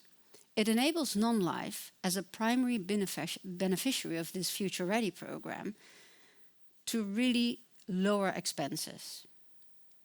The lower expenses NN Non-life will use to selectively gain market share in SME fire and in sickness. It will also use them to absorb the further inflationary pressure, and it can use them to absorb a potential softening of the non-life market. Versus 10 years ago, the non-life market in the Netherlands has become far more rational. David alluded to that already a little bit.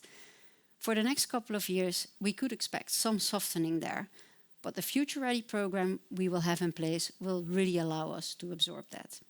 And as such, we expect to maintain a very strong combined ratio for the non-life company between 91 and 93%. All in all, this leads to an OCG of 475 million for the non-life company, which is a 4% CAGR versus 24.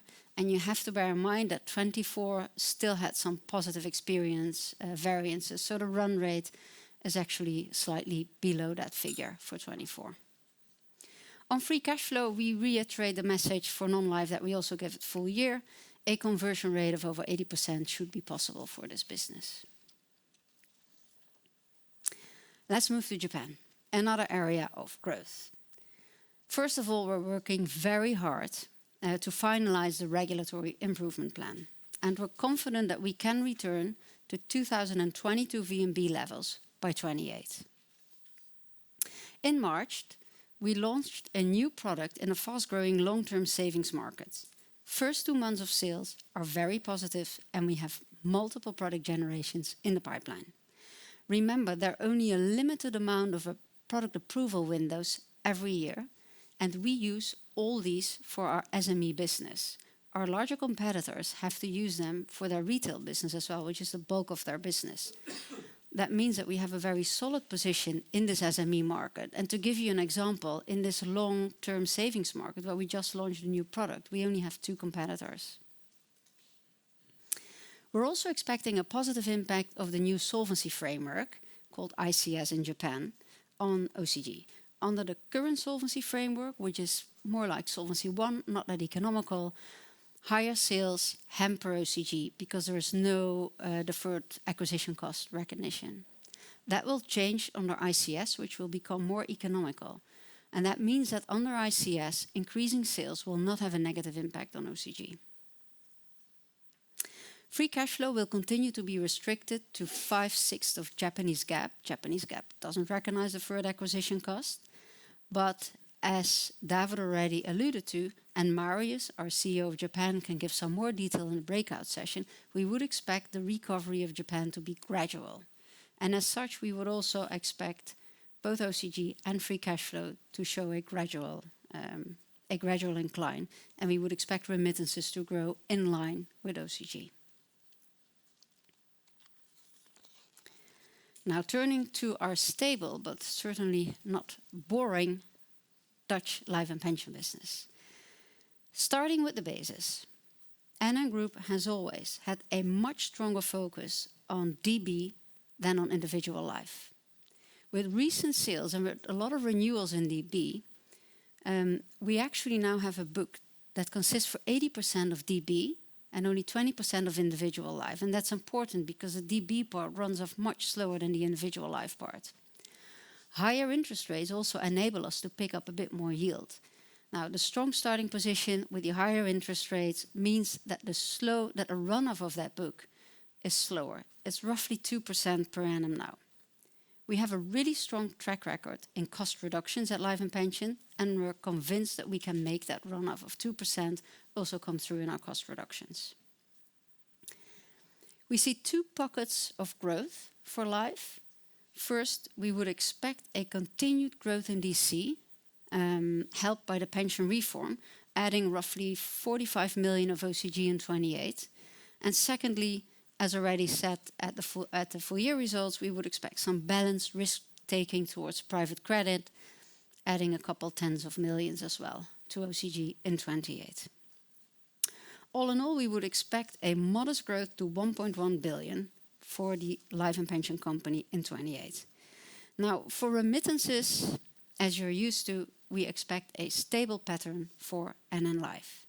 Note that our remittance capacity is a bit above OCG because we release the SCR at a 100% basis. So in reality, probably remittances would roughly be 100 million higher than OCG on an ongoing basis. Few words on the pension reform. We see two main benefits. Growing DC business, which is really the sustainable part of the benefits, and the pension buyouts. Firstly, on DC, the addressable market on DC will continue to grow. So we would expect more inflows, and with market developments over time, in general, we would expect a higher assets under management there. This is expected, as I said, to increase the DC contribution to OCG by 45 million in 28. Longer term, by 2040, we would expect a larger impact of this, of roughly 200 million of OCG. So that means that in 2040, roughly 20 to 25% of life and pensions OCG will come out of the DC business. Now, this will mainly come out of the decumulation business because on that part we earn a higher spread. And it's good to bear in mind that in the Dutch pension reform, if you reach retirement age, it's mandatory to buy an annuity, which is a DB-like product. Second benefit are obviously the pension buyouts. We do want to engage if the IRR is clearly double digit. Every 1 billion of AUM roughly adds 10 million of OCG, assuming that we do a longevity reinsurance on the incoming liabilities. If we would use longevity reinsurance to fund it, that OCG of 10 million would roughly be reduced by a third. Overall, we would think the contribution of buyouts is relatively small from a group perspective, and it's also unpredictable. So we have not included that in our life and pension target, nor in our overall group OCG target. Leon, who's sitting over there, will have a breakout session on life and pensions, and obviously can give you more information on both DC, but also on the buyout market in the Netherlands. Over to the last business unit, NN Bank. NN Bank is a digital-only bank. It has a very simple balance sheet. It has savings, it has retail wholesale funding, and on the other hand, we have mortgages on the balance sheet. We also have fee income. We get the fee income by distributing insurance products, by originating and servicing mortgages, and recently we also started a payment function for our clients. The bank probably has a finalization of some large projects to come through, which actually means that we would expect some cost reductions to come through at the bank, also driven by the Future Ready projects that we're actually doing. We would also expect a modest balance sheet growth from mortgage origination and some expansion of the fee income.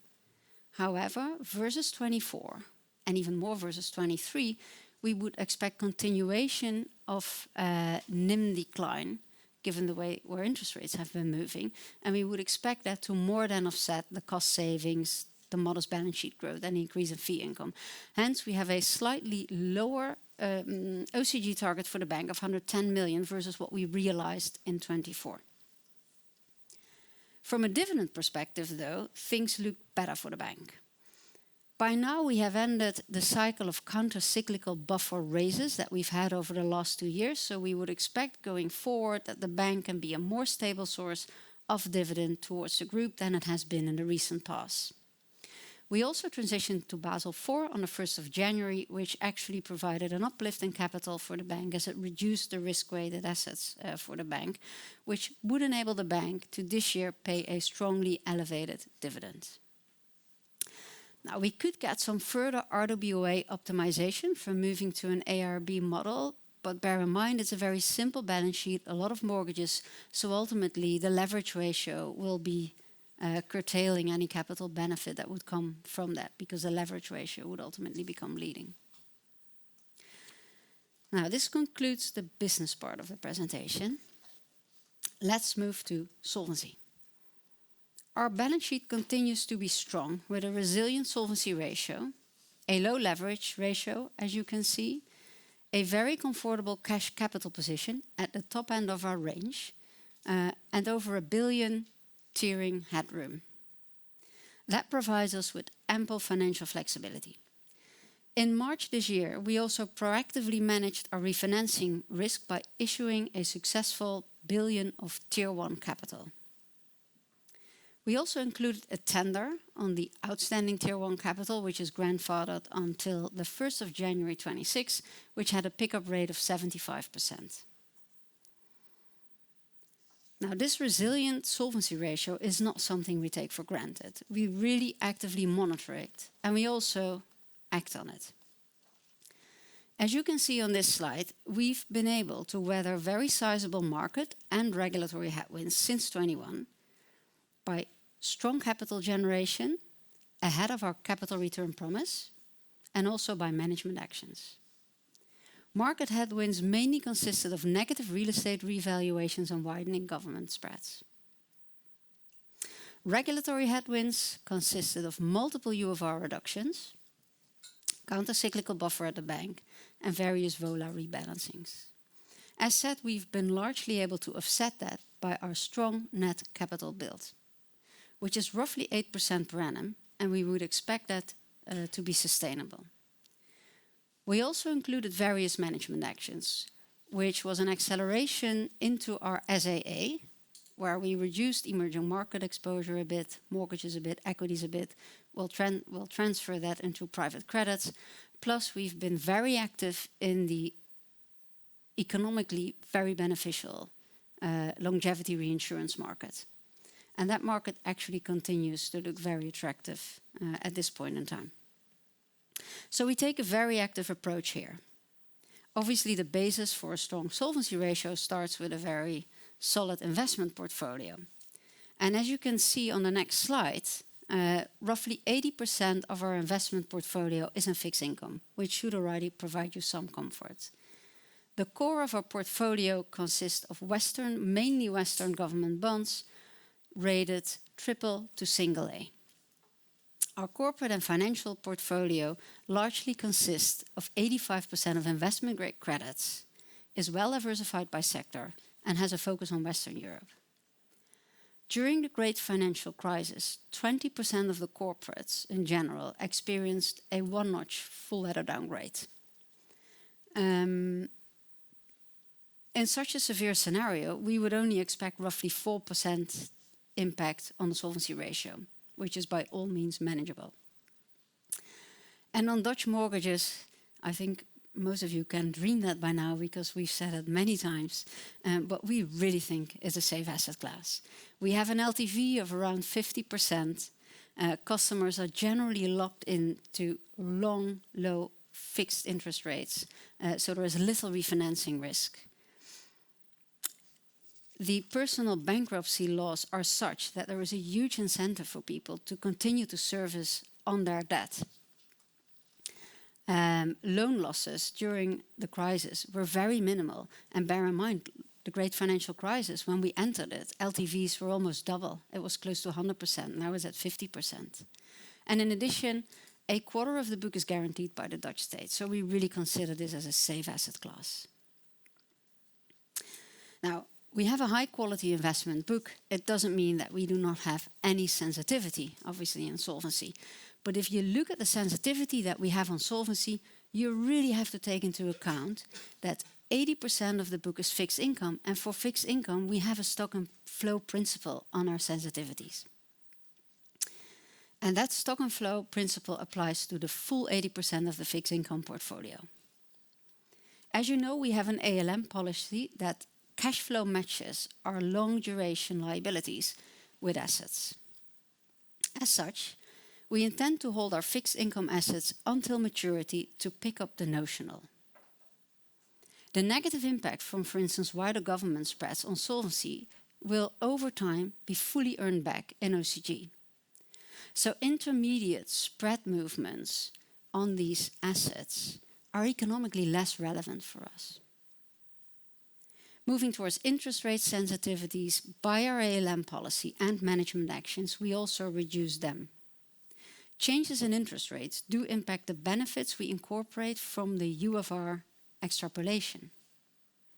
Lower interest rates increase the UFR benefit and lower the OCG, and vice versa.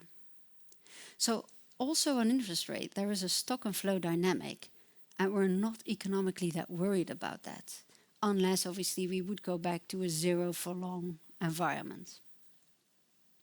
Now finally, equity and real estate markets may give some real economic impact, but these tend to be attractive asset classes with a through the cycle attractive return, which typically also recovers.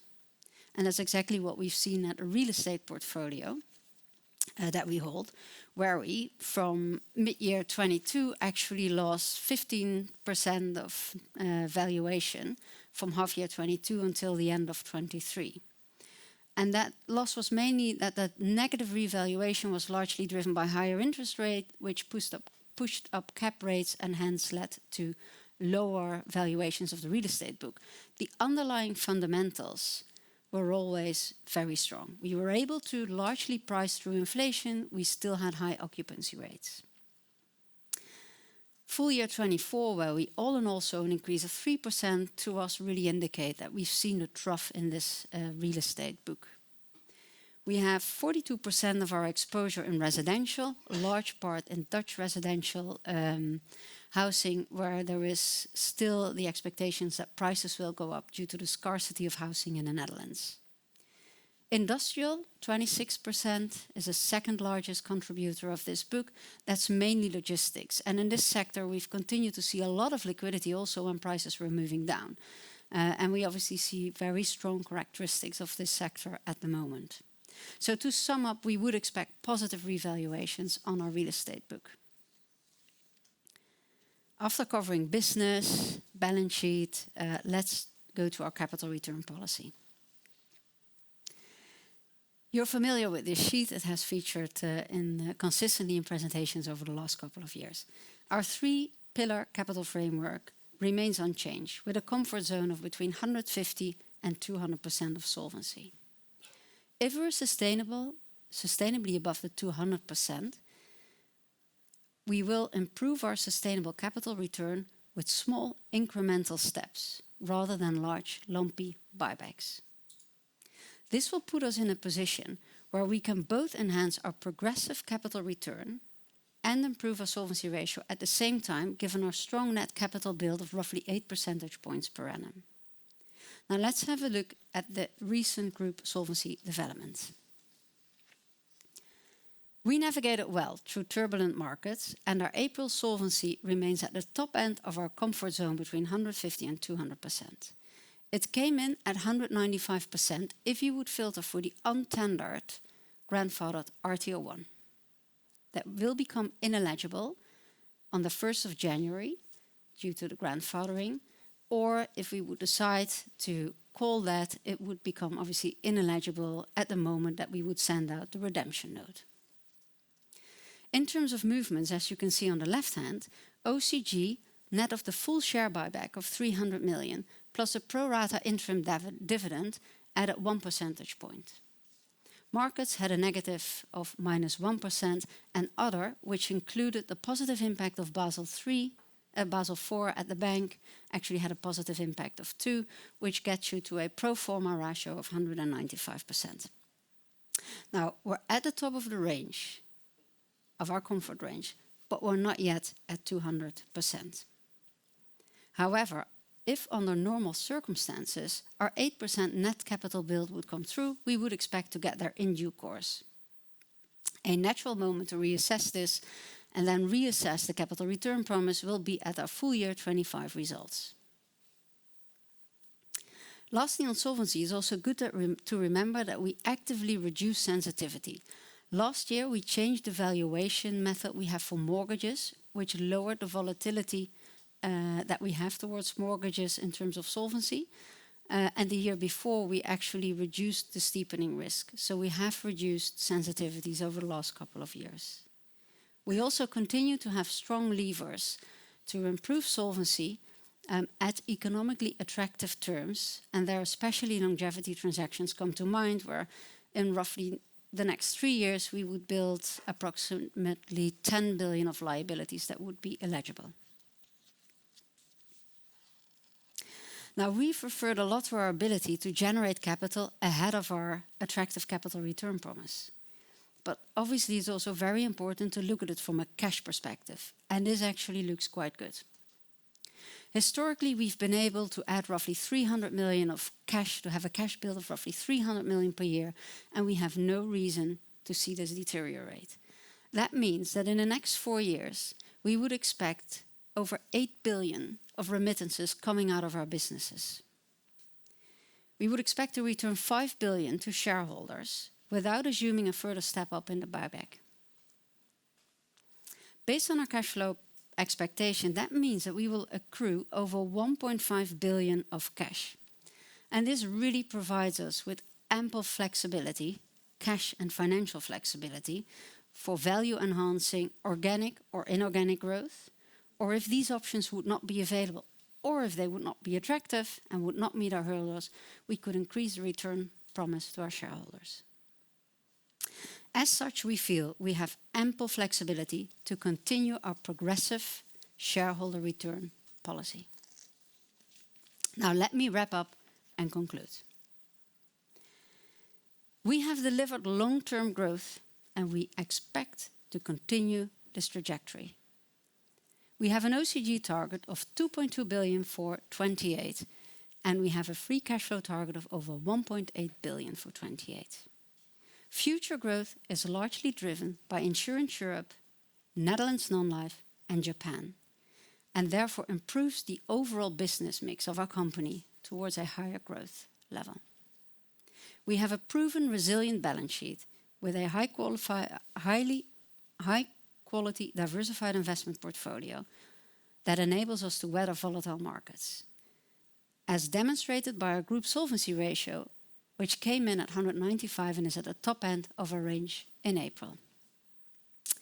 And this is really important to me, we have a proven ability to generate both cash and capital, and we would expect to do so, which will allow us to consistently deliver both on a progressive shareholder return policy, as well as still maintaining the financial flexibility that we would need. With that, I would like to thank you for your attention, and I would like to hand it over to our CEO of Poland, Paweł. And I trust that by the time that he's done, you will be, as much in love with our Polish business as I am after Paweł is done with his presentation. Thank you. Thank you.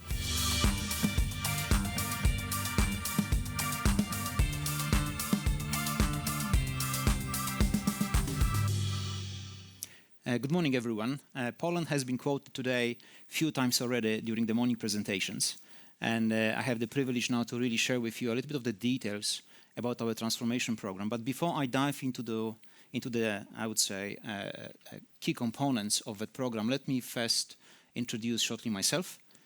So I joined the company in the beginning of 2019. Since then, I am leading NN Poland efforts on our transformation program. And before that, I spent a number of years working in the healthcare insurance industry and automotive industries. And as you can imagine, these industries are very mature and very competitive, but they have one common, I would say, impairment in both, and that is you either transform or you're left behind.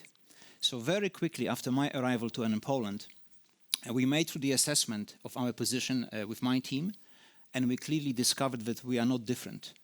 We have to change, we have to embrace the new consumer trends and settings, we have to embrace on the new technologies, which were creating for us the unique opportunities, and we have to capitalize on our very strong position as a starting block. So with that said, I would now move to the situation in Poland, because I think it's very important to also see that we have started with the very, very solid place. NN Poland is a top market player across all our key business lines we are present. We have very diversified distribution capabilities. 60% of our annual production comes from our trade agents. The remaining 40% is equally split between the bancassurance partnerships and brokers. As you can see, this is a large economy with 39 million people and very progressive GDP growth over the last 30 years. And that converted, of course, into purchasing power of our population overall on the national level. Having said that, we also seen that, Polish people are very trendsetters. They like to use different technologies, they like to use different applications. And therefore, our transformation program originally has been set around digital programs, such as creating technology tooling, which is on one hand supporting customers in all our interactions and at the same time supporting our trade agent channel. In parallel to that program, which was very much boosted around increasing trade agent productivity by approximately 40% during these 6 years, we have also decided to acquire, when the opportunity came, the MetLife operations in Poland. This acquisition was already executed at the moment when we had a lot of technology already built in-house, and therefore very quickly we realized and took a decision that all ex-MetLife or the vast majority of ex-MetLife systems will be decommissioned. The one-off expansion of the MetLife, of our network, trade agent network, will be immediately put from the moment of the legal merger of these two entities into our product portfolio and our processes and our technologies. And again, we were able to convert them quickly within the period of 2 years to our state-of-the-art productivity levels. This integration was also well executed when it comes to the timing, integration budget, but more importantly, we also executed on even far exceeded original, I would say, base case assumptions when it comes to the level of synergies.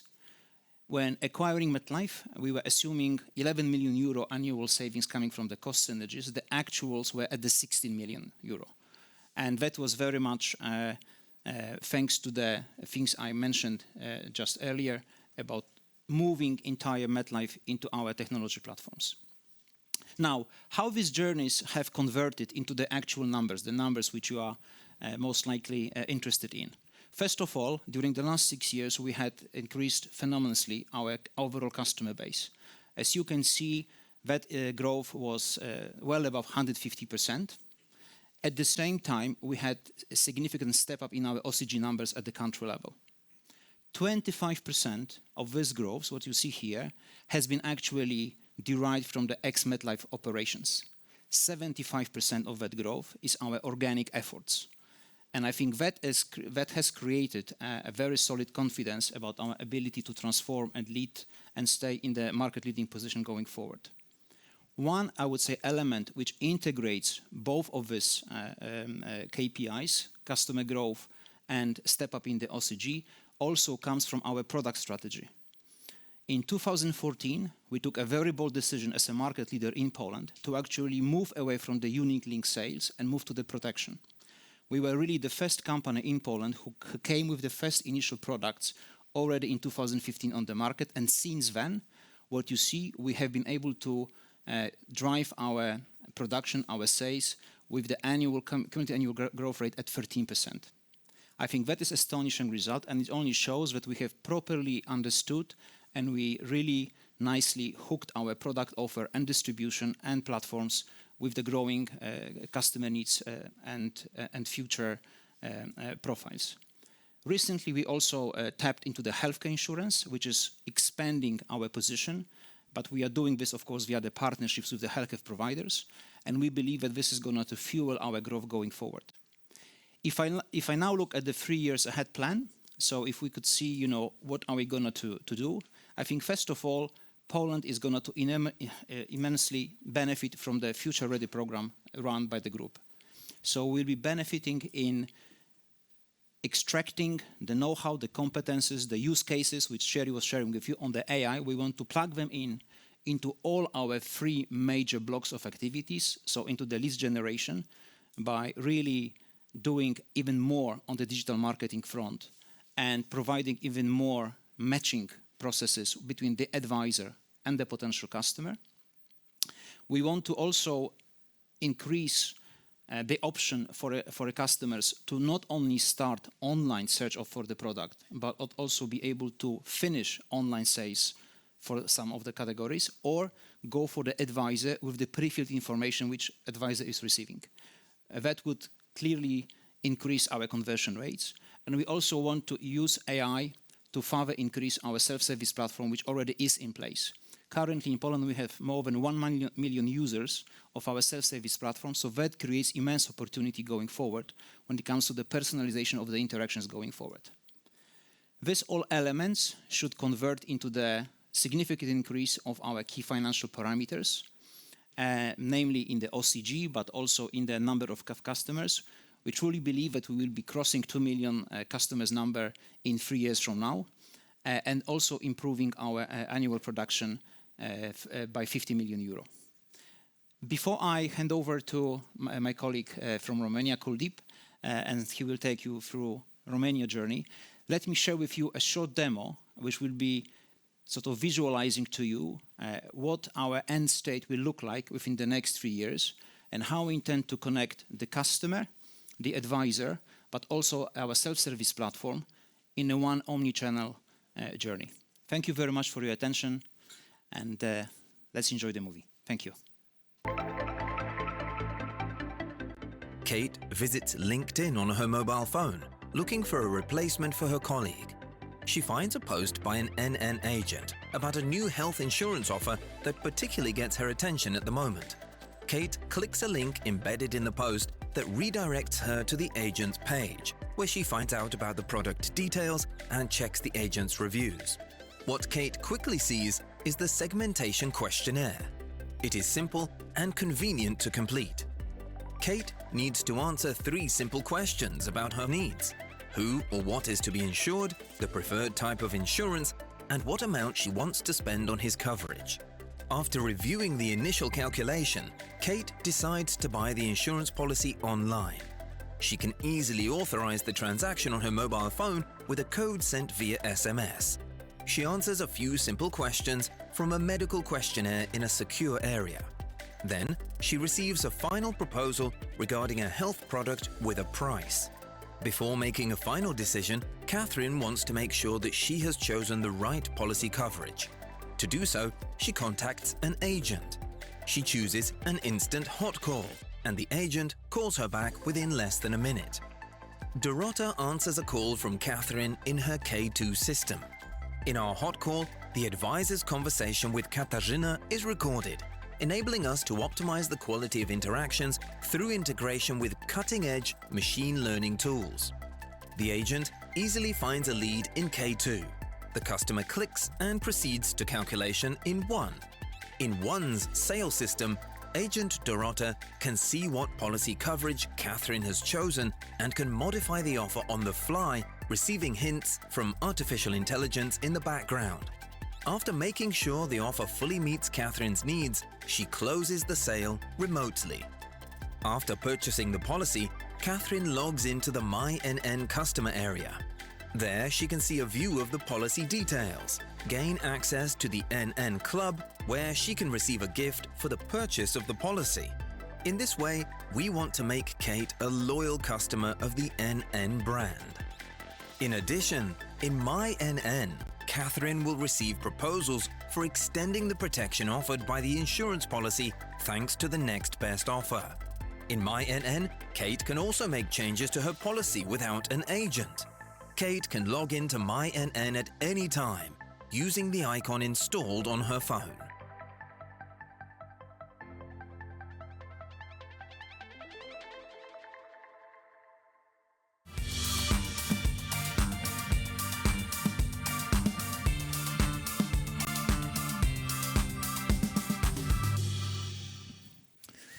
Thank you, Paul. It's always inspiring to hear about the ambitious plans of Poland. 3.5 years back, I was sitting with David here in this building, and he was talking to me about Romanians, the fact that Romanians are the second biggest cohort in NN Group, contributing to the success and growth of the group. And today I would like to take you on a journey where I want to show, building on our scale in Romania, building on our strong distribution capabilities in Romania, and building on the scaled data, digital, and AI capabilities in Romania, how NN Romania is starting to contribute to the growth of NN Group. I'm Kuldeep Kaushik, CEO for the businesses in Romania, and I'm really excited to share this journey of Romania with all of you today. So let's dive right in. NN is the largest life insurer in Romania. Also, we are by far the market leaders in terms of pensions, both in terms of Pillar 2 and Pillar 3. And what is even more impressive is the fact that we have grown these businesses organically, policy by policy, customer by customer, to be the market leaders that we are as we stand today. 5 years back, based on our scale and the trust that customers in Romania have on NN, we decided to step into the fastest growing health insurance market as well. And I'm really proud to say that today we are fourth largest player in Romania. And based on our strong risk selection and reinsurance strategy, I can confidently say that in terms of profitability, we are by far the market leaders in the health segment that we operate in. Distribution has been a unique strength for us in Romania. We have the by far most professional workforce that we have in Romania, more than 1,200 active agents that are spread all across the country and obviously taking the NN brand forward.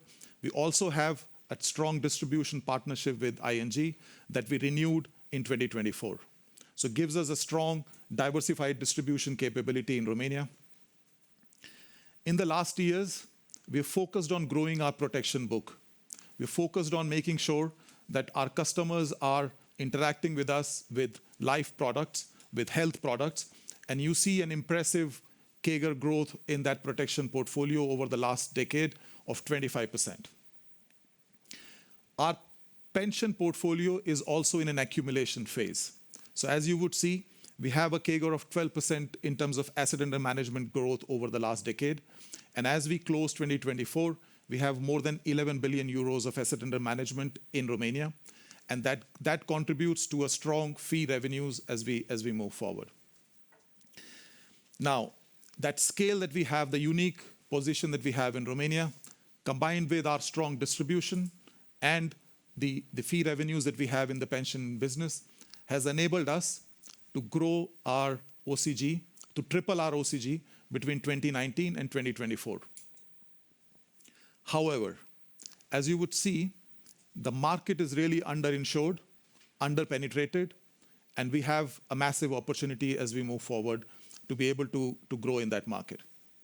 Why do I say the market is underinsured and underpenetrated?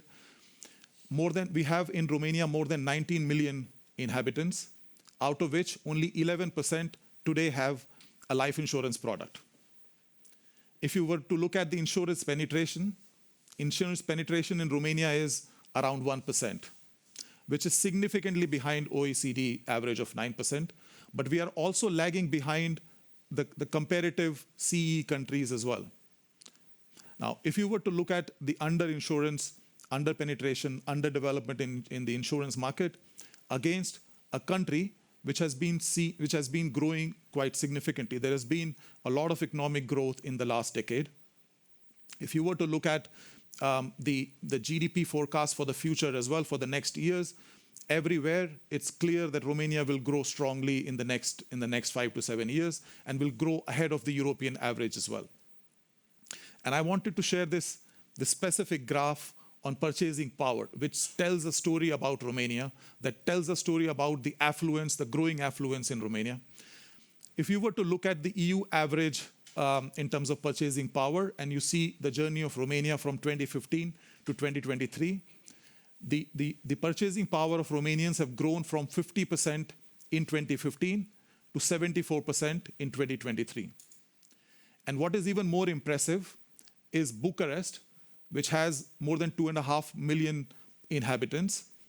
The purchasing power of Bucharest is at 164% of the European average at the end of 2023. And that number has grown to 190% at the end of 2024. So, underdeveloped market, a growing affluent population, which is highly digital and urbanized. And that takes us to what we want to showcase as the plan for the future.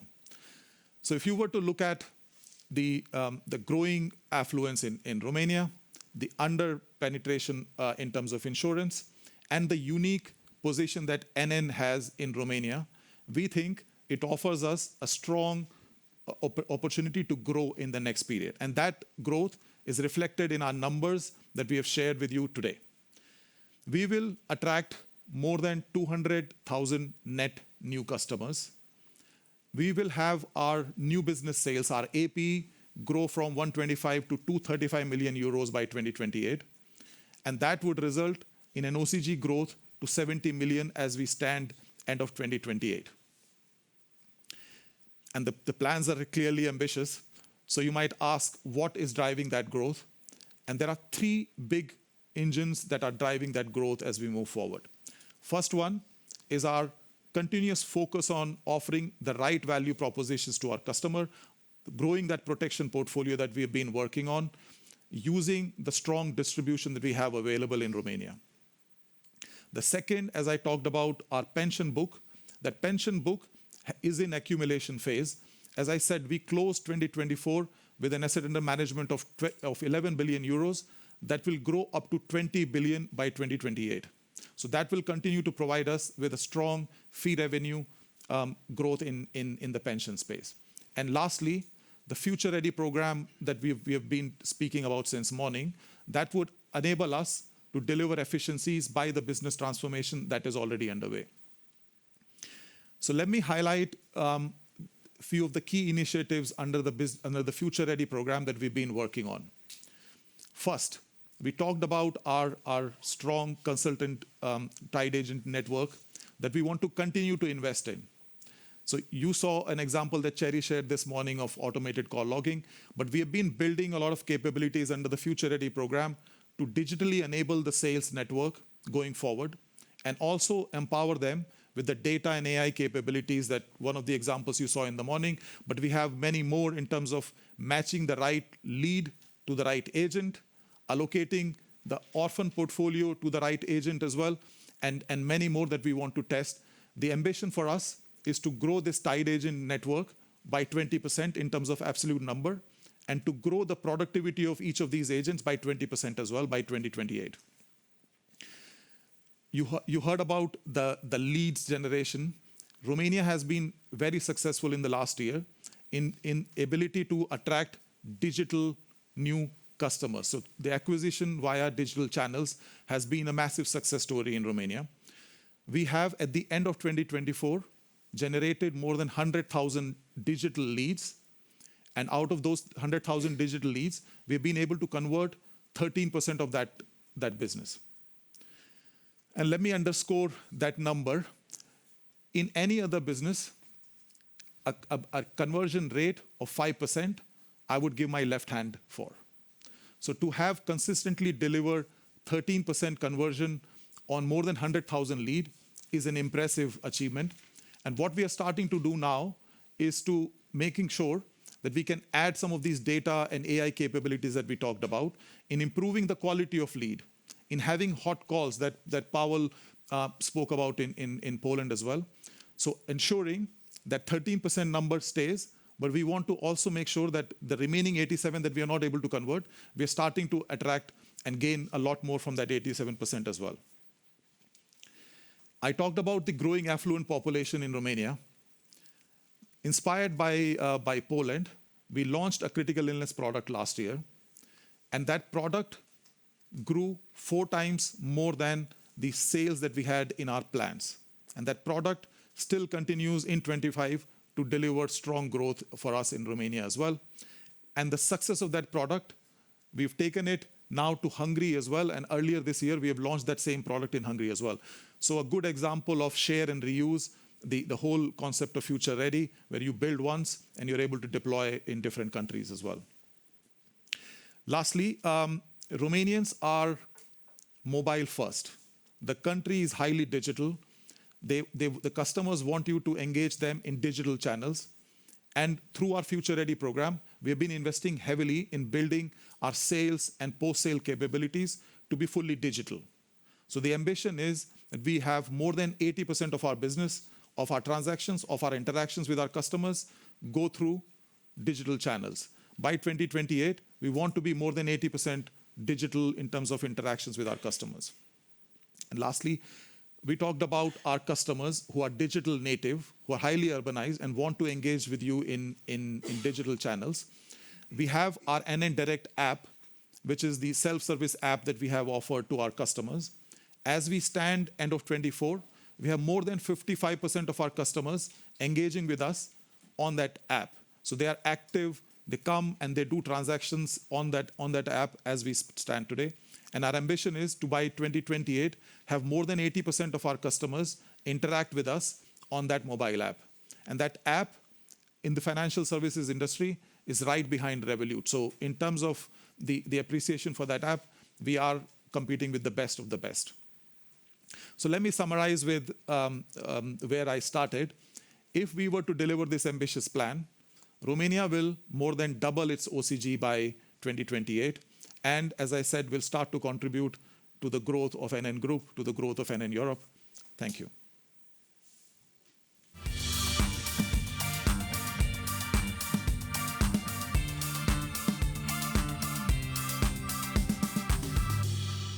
Thank you, Annemiek. Thank you, Pavel. Thank you, Kuldeep.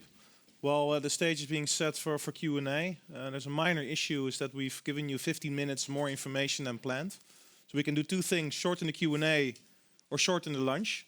I'm guessing the preference will be to shorten the lunch. It's not going to be a cheese sandwich. You're going to have a better than typical Dutch lunch. But I do think 45 minutes will suffice to do the lunch. So David, Annemiek, if I can invite you to the stage, then we can start the plenary Q&A. I already see hands going up. I would like to ask you It's to good that you're not shortening the Q&A. mention your name, mention your company, and try to limit yourself to 2 questions, which is always a challenge. Where shall we start? Farouk, maybe... Hi, thanks very much for your excellent presentations. I just want to start on an IFRS topic. So, I mean, a lot of the things that you're talking about are very IFRS positive. So you're talking about new business growth. You're not talking about re-risking. Can you just maybe steer us about what are the differences in the development of OCG versus IFRS going forward? I mean, for example, is there a VNB timing issue?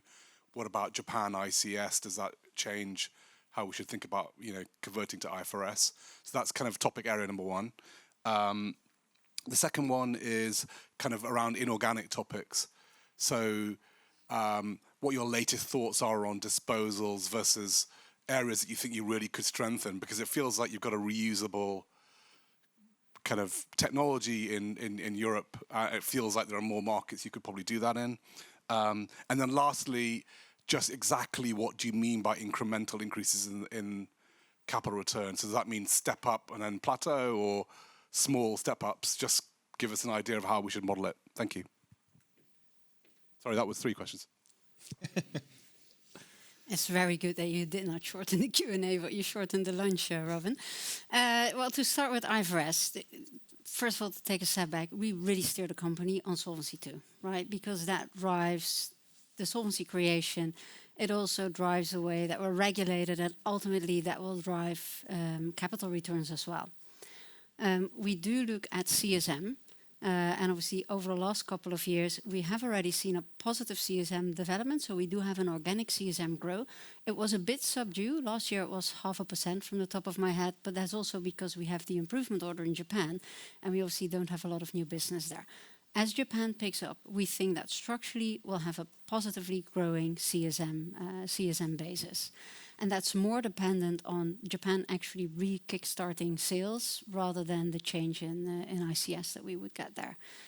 And yeah, in general, as I said, we're really focused on OCG conversion into free cash flow to steer the company. Disposal? Yeah, disposals. Yeah, look. Yeah, so I think in general, if you look at these plans, these are all based on, let's say, organic growth of the business. So we haven't assumed any disposals or any M&A in any of these targets. I don't know if you want to put buyouts under M&A, but also buyouts are not the potential buyouts are not included in these numbers. Now that doesn't mean that we're not going to be actively looking. I think we've shown in the past that we continue to do portfolio analysis. So when we see we screen on financial criteria, new business contribution, 2% or more, return on own funds criteria is one part, and the other one is strategic fit. And I think in the past that led to some of the divestments in Bulgaria and Turkey, and also NNIP, our asset manager. So we'll continue to evaluate Belgium. I think in the past we did a sale of a back book. So if we see some opportunities there, we'll certainly do it. And the same on M&A. I think the experience of MetLife, Aegon, Czechoslovakia in the past, also here in this market, has been positive. At the same time, we're very attached to our strong track record here. I mean, it needs to meet strategic criteria, financial criteria, and we don't want to ruin, let's say, the track record that we have. And frankly speaking, there hasn't been a lot out there in the market either in terms of M&A deals. So all of this is based on organic growth, but you can count on us that whether it's portfolio evaluations or M&A, if something we've seen opportunity, we'll certainly act on it. On incremental increases in capital return, we really like to have a sustainable, progressive capital return. And with sustainable, we mean that if we take a step, we really want that to be sustainable. So I think best way to think about it is when we had the full year 23 results, obviously there was a lot happening. We just did the unit link settlement. We improved the quality of the underlying capital, etc. But there we raised it with 50 million, which seems like a right step. So that doesn't include recurring steps as well, I would add to that. Cor?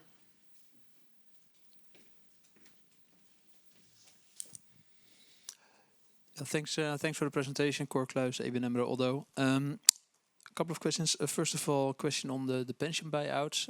We've seen quite a lot of parties doing pension buyouts. I think NN has been quite cautious in that sense, and you have not included any pension buyouts in your budgets, which could be a plus.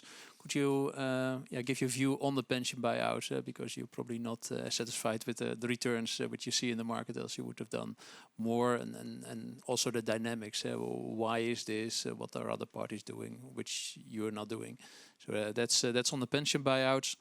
Then on M&A, apart from possible divestments, more focusing on acquisitions. You've done, of course, nice acquisitions in the past, especially in Eastern Europe. Where do you see opportunities? Is something pending? Or a lot of these cases, in general, no names obviously, no. but where are you looking for? Is it really Eastern Europe, or do we have to look to other countries and regions as well? And last question, maybe on solvency. You gave the solvency at the end of April. I think stock markets did a little bit better since then. Yeah, could you give a little bit? It's already 1 month later. Update on what it is today, but 27 probably days it's higher. later, how much more detail do you want to have, Cor? Yeah. You thought Farouk takes 3, I'll take 3 as well. Yeah, he set the stage. Yeah. The solvency at 12 o'clock. Yeah. Let's start with buyouts. Yeah, if you take a step back, we've always said, we believe that the whole pension reform will be back-end loaded, and actually that's happening. So last year there was 2 billion of deals done. Depending a bit on how you count, we're at 4 billion today. In let's say year to date in this year, there's another 3.5 billion of RFPs out there. Doesn't always materialize, but it's possible that a few of those will also land this year. So that so the combination of that might take you to probably at least, let's say, 6 in total plus a few, so maybe 7, 8 in total in 2 years. And so if you go back then to the 25 billion, that indeed means it's back end loaded. So you would expect much more transactions than in 26 and 27 if you want to get to the 25 billion, meaning 8-9 billion a year maybe could be possible. You're right. We have been very disciplined in our pricing. We want a double-digit return or a double-digit IRR. Now, there's a bit of debate on what exactly, how you calculate this. Do you take 100% solvency into account, or your commercial capital, spread assumption? So it's not a very comparable metric always, to be honest. But we haven't seen very attractive deals lately that are well above the double-digit in the way that we calculate it. So therefore, we've been careful in engaging it. We don't think it actually adds then a lot of value given all the other deployments of capital that we see. It could change, right? I mean, if pricing improves, and which we do expect over time, if volumes become bigger, it's very possible we'll do a bit more buyouts, assuming that they're going to be attractive. This is also why we haven't put it into the plans. It's lumpy. Right, you could have a bigger buyout or a smaller buyout, and it's that's why we haven't assumed it in the plan. And what is a very important message is that also we don't need buyouts to sustain, the cash remittance out of NN Life towards 2040. So it would be an add-on. Maybe if I can add one more point to that, I mean, there's a lot of questions always about buyouts, which I think is understandable. I would also point out to, let's say, the immediate annuity development market. I mean, if you look at last year, there was about 2 billion in the market. We did 700 million. And the way the Dutch system, of course, works is that when you retire now in DC, you mandatorily have to buy an immediate annuity. This market by itself has been growing around 5%. And we do expect a real step up of that market, potentially growing to around 10%. And the reason is that you have your normal growth. People are in DC for a longer period, means that they accumulate more value and the account value is bigger. But when pension funds go through the transition and they go to the DV, they choose a DC version, a shopping right is there. So that today a lot of the capital will remain within the pension fund. So when people retire, pension will provide an annuity, but in this will change, and that means that people can start shopping, and that means it's also a market for us. Now, this market, you could call it a collection of small buyouts. So last year we did 700 million. The IRRs have been a lot more attractive in that market than in the large buyouts. So that is certainly part of our plan to continue to be active in that space as well, especially since that 2 billion we do significantly expect to grow that during the pension reform. In terms of acquisitions, I mean, we've never ruled it out. Farouk was asking the same thing. I am convinced we're building up some real capabilities that are scalable, and you've seen the examples. So there is capabilities scalable, and that is potentially a bit new. We had capabilities already. Well, we felt we do a good integration. We might, in the AI space, build capabilities that are scalable, and that could play a role in actually extracting more synergies than another owner of this company could. Likely, it's usually still in the markets that we operate. Most of the markets, Romania, notable exception, or the Netherlands, we're not in a position where we cannot grow from antitrust reasons. So often these deals work better when you have, inbound synergies than having to go into a new market where you have limited synergies. But we're not fully ruling that out. But like I said, it's a bit theoretical because the M&A market is relatively slow. There seems to be a lot more people willing to buy than to sell lately. So, but that could change over time. And then solvency on, what is it today, the 27th of May? We don't have that figure, Cor. We've just been giving 28 targets, and we've given the April solvency, and now to give an intermediate, we don't. I think equity markets obviously have improved a bit versus the 30th of April, but then we have this mid-cap portfolio, so we would really have to look at how all those companies did. Who else? Maybe here at the front, Ian? Hi, thank you for the presentation. Hi, Ian Lapey from Gabelli Funds. Thanks for the presentation and congrats on the great financial results the last couple of years. First, what would be the major risks to the stable remittances from NN Life? Or would it be lower interest rates, or what else do you track that could change that? And second question, on the AI, you mentioned mistakes along the way. Maybe you could give examples, and what is the risk? What type of risks do you monitor, if there are further mistakes, bad information provided to potential customers, et cetera? Thanks. Tom, if you can give the mic to David, and we can continue with David afterwards. Yeah, I think to start with your question on life and on the stable remittances, obviously, if you look at it from a solvency perspective, interest rates are fairly hedged, right? We have limited sensitivities there. We've also explained the stock and flow principle, which is on 80% of the book. I think the thing that could really hamper their solvency if there would be actual real losses, so there would be real defaults or real losses come through, which currently we would not expect. If you would look at it from an OCG perspective towards the future, then going back to a zero interest rate environment for a very long period would obviously be negative. But just based on the sensitivities that we have out there, you would really have to think about severe default scenarios who could trigger something. Yeah, I think on AI, you have a minute.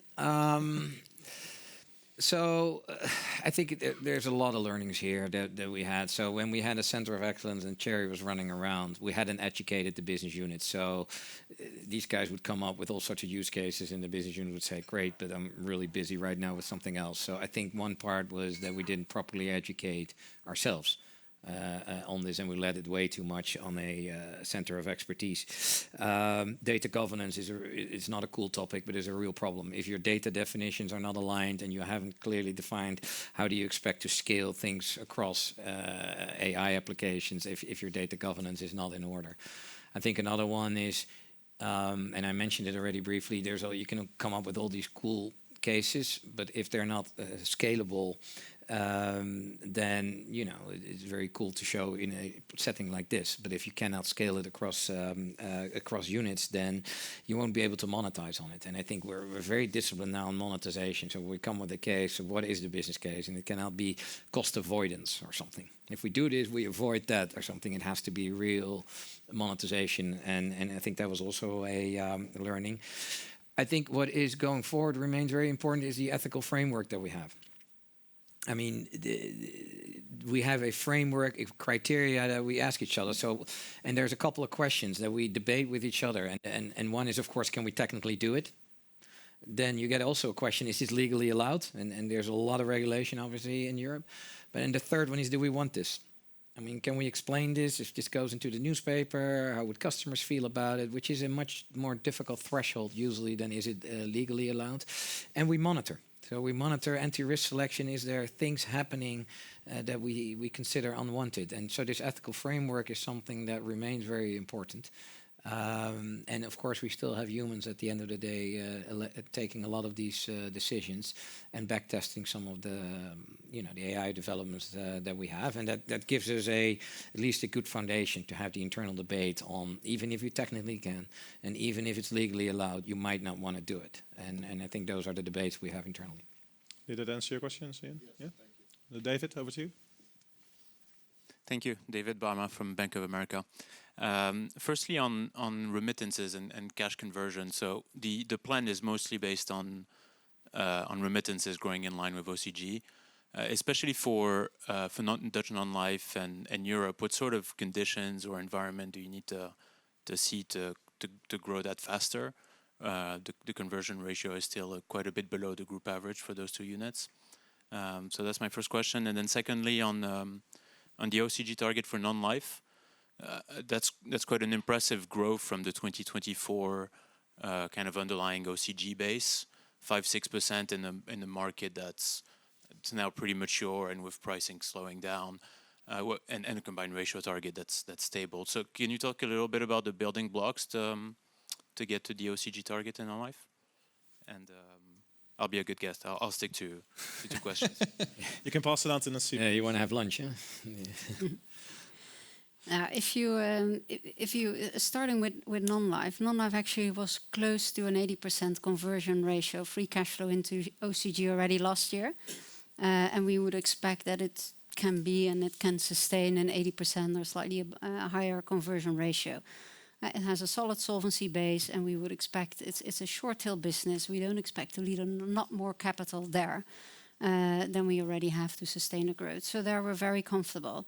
On Europe, obviously last year, the reported free cash flow into OCG was a bit lower, but then we also had some of the, we had a capital injection that we did into Belgium, and Belgium didn't pay a dividend.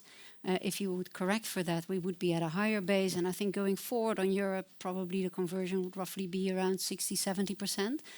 It's always a bit, there are many countries and there can always be some regulations that either are related to tax or that are related to dividend restrictions. We've seen them in the past, but by now we've diversified the European business so much. And all of the components are actually growing. So we're really confident that within this diversified base, we can still make the remittances that we are projecting. And as such, we would expect remittances of Europe to really grow in line with their OCG, with some potential for further conversion there. Yeah, I think on non-life, there's a couple of building blocks. Obviously, we always said, we feel that this business should be able to grow GDP plus. So a couple of elements I think are important here. I mentioned products. We do see more opportunities to grow in sickness products and in fire, which typically also have attractive combined ratios. So you're right that we don't aim to further go down in combined ratio. I think there's also a trade-off between value for customer and and a good return for us. But we do see in some of those products further opportunity to grow. We see opportunities in let's say the channels, the banks that we work with, and the direct business OHRA, which both can write attractive business, and we see growth there. We spoke about expenses. So quite a few of the items you've seen in terms of expense discipline, digitalization, means that we should be able to really control the expenses also in the non-life business very well too. So that should also add to some of the offsetting trends where you see clearly wage inflation, claims repair costs going up. And there's just the general premium increases we see overall. The business grows, GDP growth, and so the overall book will also therefore grow. And obviously, if you keep your combined ratio then in check, that will also increase your OCG. So I think those are important elements that that should enable us to further grow the non-life business to the 475 target that we gave. It's good to see that you think it's impressive. So it's thank you. Nasib? Thanks. Nasib Ahmed from UBS. So firstly, on the Annemiek, on your slide 20, the cash position that you're building up to 1.5 billion. I believe that's above the top end of the range of 1.5. So if I kind of bring it down to the midpoint, you're at more than 2 billion. Why do you remit so much when you get better returns in the business units? Why kind of get to that 1.5 to 2 billion? And then you put deleveraging as a potential use, but I thought you're happy with leverage. So why is that an item as a potential use for the 1.5? And then second question on Japan. When you mentioned that there's certain windows in which others can actually put in product approvals, there's 2 competitors at the moment. Do you expect there to be more competition in the long-term savings product? And what's the IRR on this business? You say double digits, but I think previously you said 14% on some products. Is it kind of towards the top end of the teens? Thanks.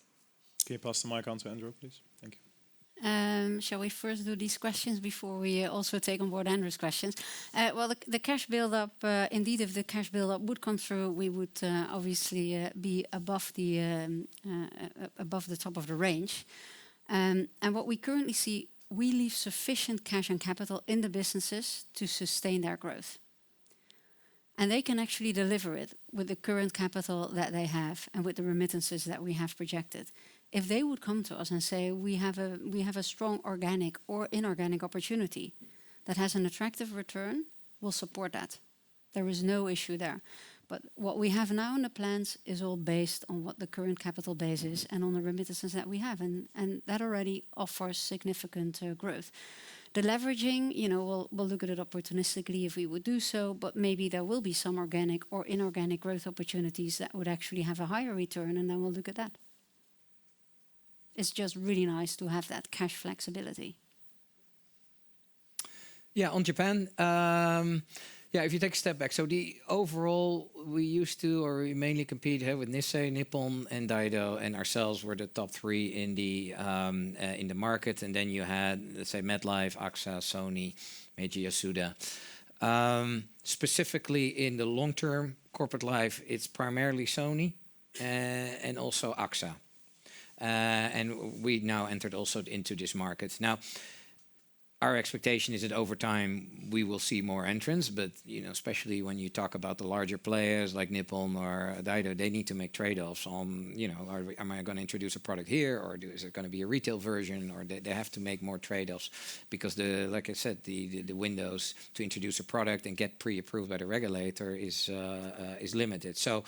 But realistically, we're going to see more entrants, and probably we will introduce more products as well in the long-term space, because it's not just one product over time. I think we will introduce more products, but it makes us positive on the growth of that market. In terms of returns, yes, you're right. I think. In terms of scale, it would come down a bit, but for this, we would also expect returns around 14% is reasonable to assume also in this long-term. In this long-term COLI space, and that is under the assumption that this business starts growing again, which we're convinced that we can do, because the market growth is there, and we've really shown that we're very capable in managing distribution channels. And we don't have a tight agent channel there. 65% actually comes through what we call independent agents, insurance agents, tax advisors. And then we have around 25% with banks, and then Sumitomo. Also another 10%. And so we've been, the business has built a very strong track record in managing these tight, or these independent agents and these channels, because it is not that easy to sell a protection products in the SME space. Requires a lot of training, a lot of education, and this has actually become our core competence. And now that this market growth is there, we should be able to build up volume again, including the IRR of 14%. And it keeps Japan interesting, because it's 100 million that we can deploy against 14%, which, as great as Romania is, you cannot deploy 100 million of capital there. Hi, Andrew Baker from Goldman Sachs. Thank you for taking my question. So the first one, again on Japan, the international capital standards next year. What benefit are you expecting to the stock of capital, both for the local entity and the group from that? And then secondly, on the Future Ready, the payoff of the 200 million that you mentioned, are you able to give a sense of which divisions benefit from that the most? And then maybe on the free cash flow. So can you help me with the bridge there a little bit? So you've got 1.6 billion this year. There's 50 million or so of investment in the Future Ready. So 1.65. You then get the 200 million benefit coming through. Doesn't that get us already to 1.85 before you talk about growth? I appreciate offsetting some of the runoff. Just any sort of bridge there would be helpful. Thank you. So what do you mean with the 200 million of benefits on free cash flow? Future Ready benefit. Oh, sorry. Yeah. Exactly. To start off with Japan, obviously ICS will have an impact on OCG. It will be beneficial. We will not see an uptick in sales hamper OCG anymore. We would expect it to be beneficial for the solvency ratio in Japan. Under group, it could potentially have a small negative impact on the solvency ratio, but we'll have some management actions to address that.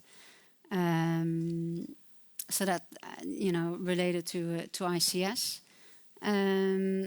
I think on Future Ready, on the benefits, you want to take Yeah, it? sure. I take it? Yeah, so ultimately all these units should benefit, and I think you've seen some of the examples when you talk about a modern chatbot or some of the other elements. All of the units benefit in the short term. You should expect certainly the non-life company, as we mentioned, but also the bank, Europe. Clearly, not just on the expense side, but also on the growth side. As you've seen, some of the examples are units that benefit. But some of the future-ready benefits are also in keeping the cost per policy on the life company flat, right? If you can really increase your customer servicing, you get more digital interactions. It saves you also on cost, and business runs off with 2%, but you still need to run down the cost, therefore also in line. So it also contributes to keeping the cost per policy flat. Yeah. If you then look at the 200 million of benefits that we see, roughly half of that would actually come through in OCG, and that would be primarily in the non-life and in the bank area, because those are the shorter duration products. We would see roughly 20 million in VNB, which obviously will come through over time, and then the remainder will obviously gradually feed through in solvency, and that's primarily into the European business and into the life business. Now, all the targets that we set today, so the 2.2 billion of OCG and the over 1.8 billion, already incorporate all of the benefits of Future Ready. And then from a cash perspective, obviously, as David said, it was 450 million of investments. We already started this program last year, so 70 million of the investments we already did. We already took them last year. That means that we still have roughly 350 million to go. This will not impact the remittances that we get out of our business units. It would probably impact group by roughly 50 million for 25 and 26 in terms of cash impact. Yeah, all the targets that we have are already incorporated by Future Ready. Yeah, so don't deduct it from the 1.6. Got it. Thank you. You added the 50 to the 1.6, which it's an investment, right? So. Michael, it's going naturally already. So fantastic. Yeah, I jumped. Michael Huttner from Berenberg. I had two questions. So the one is on slide D4, and the other one is a kind of make us dream kind of question. On D4, there's a bump. Slide D4 again. Can someone put it on?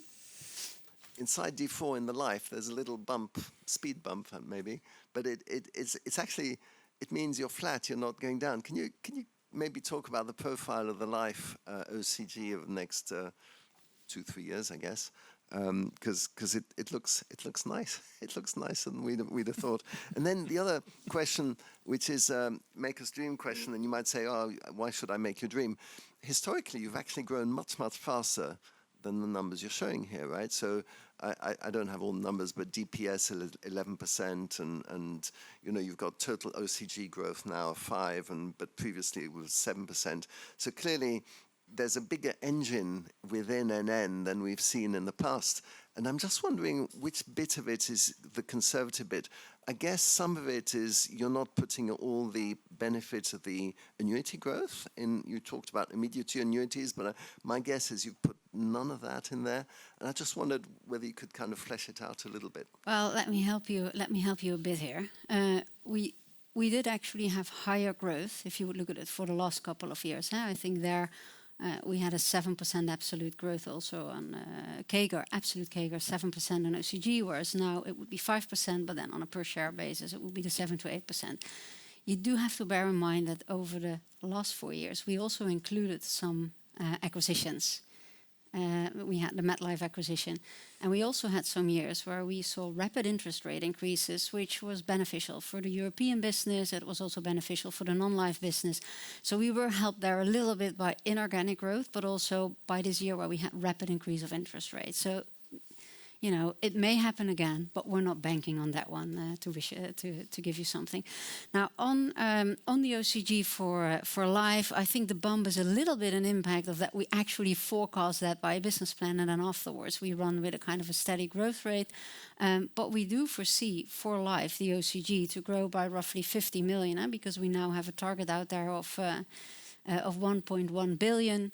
And that's a combination of a little bit of tailwind, because last year we had some negative experience variances, which we wouldn't necessarily expect to continue in the future, slightly offset by lower value of new business contribution, because that was still a bit elevated last year. And then combined with the DC build-up, combined with a bit of the re-risking that we still have and that we're expecting for 28, that would then get you a little bit to that bump. And then after that period, we would expect the status quo investment portfolio, so you also wouldn't have that tailwind from a bit of re-risking.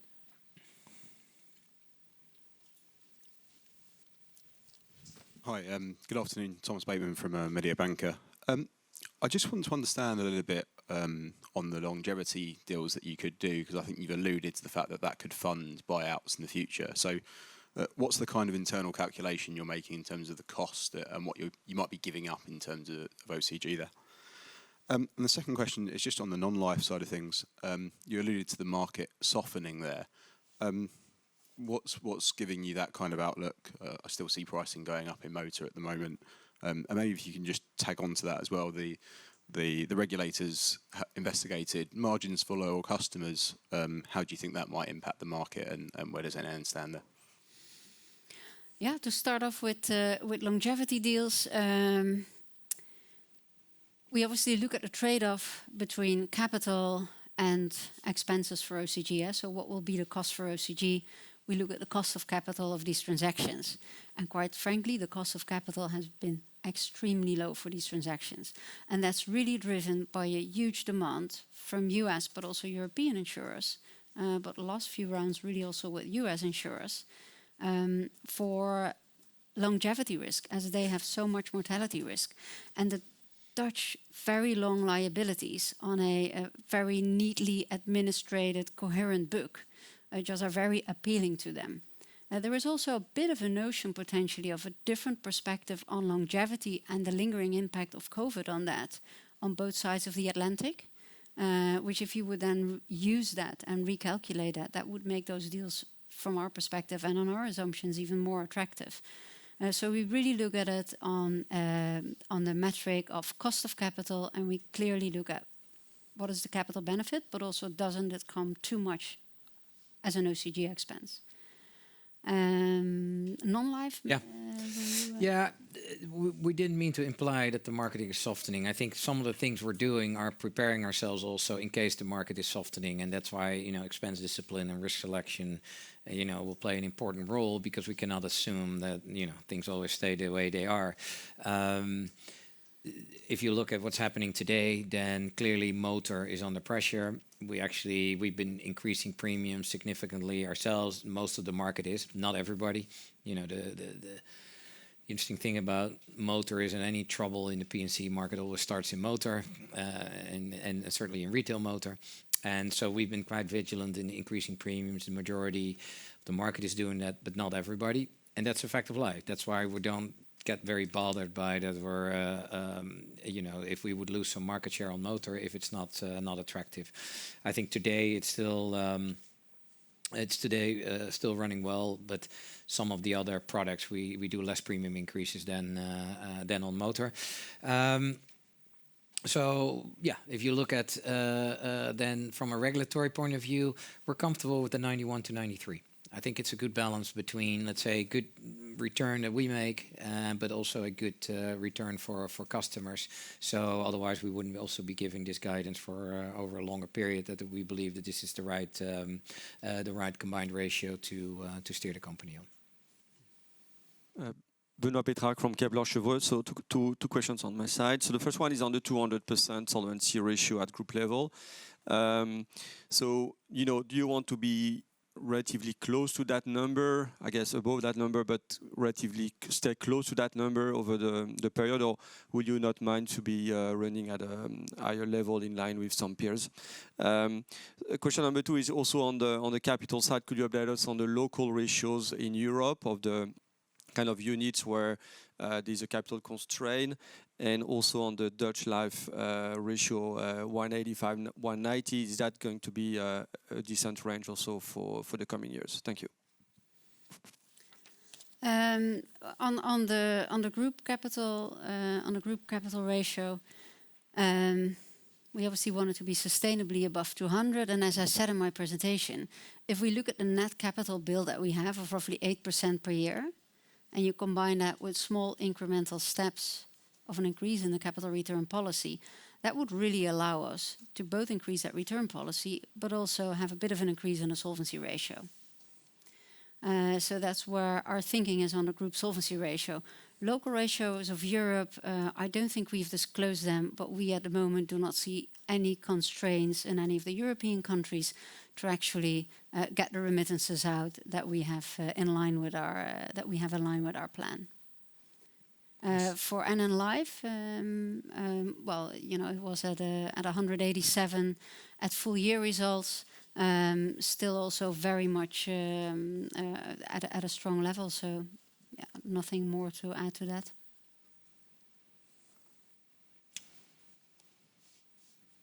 Jason? I think that side is getting anxious. Jason Kalamboussis, ING. The first question is that on the Dutch Life in 2040. What are the assumptions for the accumulation on the margins you are assuming versus the ones that you can see now?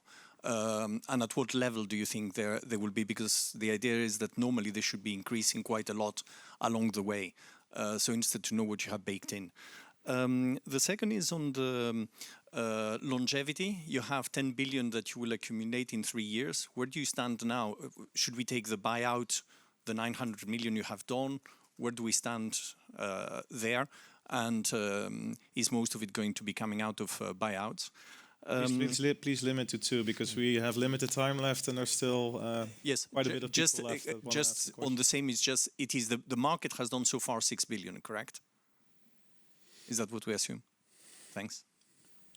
Can you pass the mic on to Hadley for Sorry, I got distracted. The buy, whether the market so far has done 6? Yeah. So last year 2, and now we've done, or the market has done 4. And there's still some RFPs out there, huh? So it could be that it's a bit more. Yeah, and I think in terms of operating margin on the DC business, we've always said that we would be looking at 15 to 20 bips there.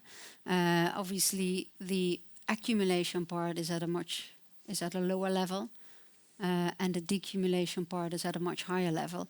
And in the prospects we gave you, where we would expect that in 2040 contribution of DC towards the OCG would be roughly 200 million. We've taken into account that then the composition will have changed and there will also be a bit more decumulation in that figure. You also asked a question on longevity, I think. On longevity, we said we would build up roughly 10 billion in 3 years. And that first year of the 3 years is already this year. So you know, that's roughly 3 billion per annum that we would build up. And the last transaction that we did was actually on the decumulation business. So that's not part of this 10 billion, which is more on the back book. Hadley? Hi, thanks very much. Hadley Cohen, Morgan Stanley. Couple of very quick, just checking a couple of things. Firstly, the Japan solvency, you said that the ICS impact may have a negative impact on the group level, but you'll look to offset that with management actions. Can you just explain what those management actions might be, please? And then secondly, around the 200 million cost savings. Apologies if I've missed this. How much of this actually flows through to the bottom line? What's the actual number that's in the 2.2 billion? And then my second question is around. Sorry, I thought I was ready. Japan is one question. Clarifications. Yeah. But hopefully it's very quick anyway. But you're equipping all your tied agents now with lots more data and AI and technology and what have you. I'm just wondering if their sort of incentivization or remuneration structure has changed at all on the back of that. Thanks. Yeah, I think to start off maybe with the first question on Japan, if there would be a negative impact, we would always, and we have done that in the past, and we will continue to look at risk transfers via reinsurance transactions for the Japanese entity. And you could also think a bit further, you could also think about including the Japanese business on the internal model that we have at NN Group. So there are various ways that we could actually be dealing with that. On the question of cost savings, out of the 200 million benefits of Future Ready, we said that roughly 180 is expense savings, and then that 20 million is VNB. Out of that 180 expense savings, roughly half or nearly 100 of that will actually flow through OCG, because that's more the short tail business. The rest will ultimately be captured in solvency ratio as far as it relates to NN Life and Pension and to the European business. Yeah, unit cost assumptions of solvency.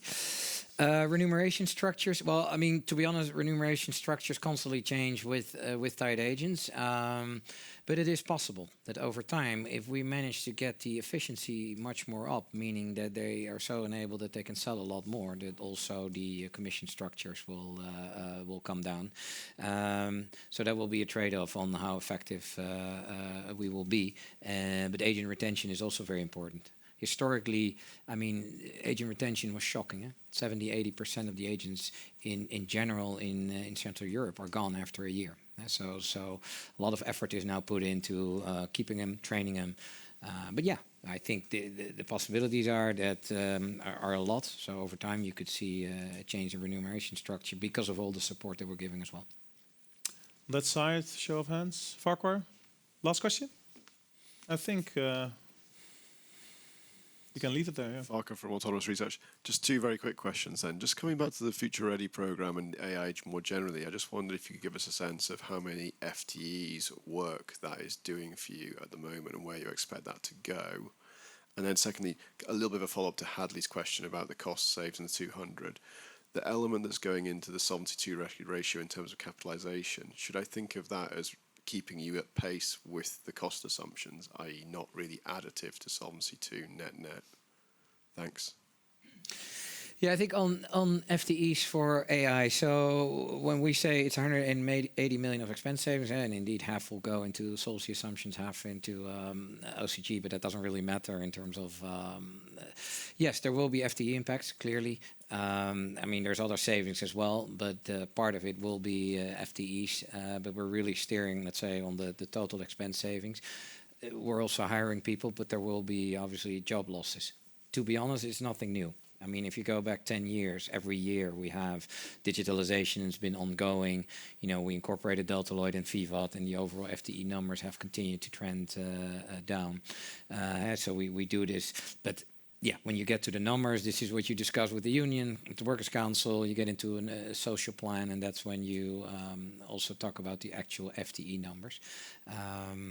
But it's not something we steer separately on. We really steer on the monetization through euros, not so much on FTEs. Yeah, and on the question on the capitalization of the FR expense, for life, we would really use it to keep the unit costs flat and in line with the runoff of the book. Similar to Europe, although there maybe at some point, if you can prove that your assumptions are actually, that you can yield the results, then there could be some room.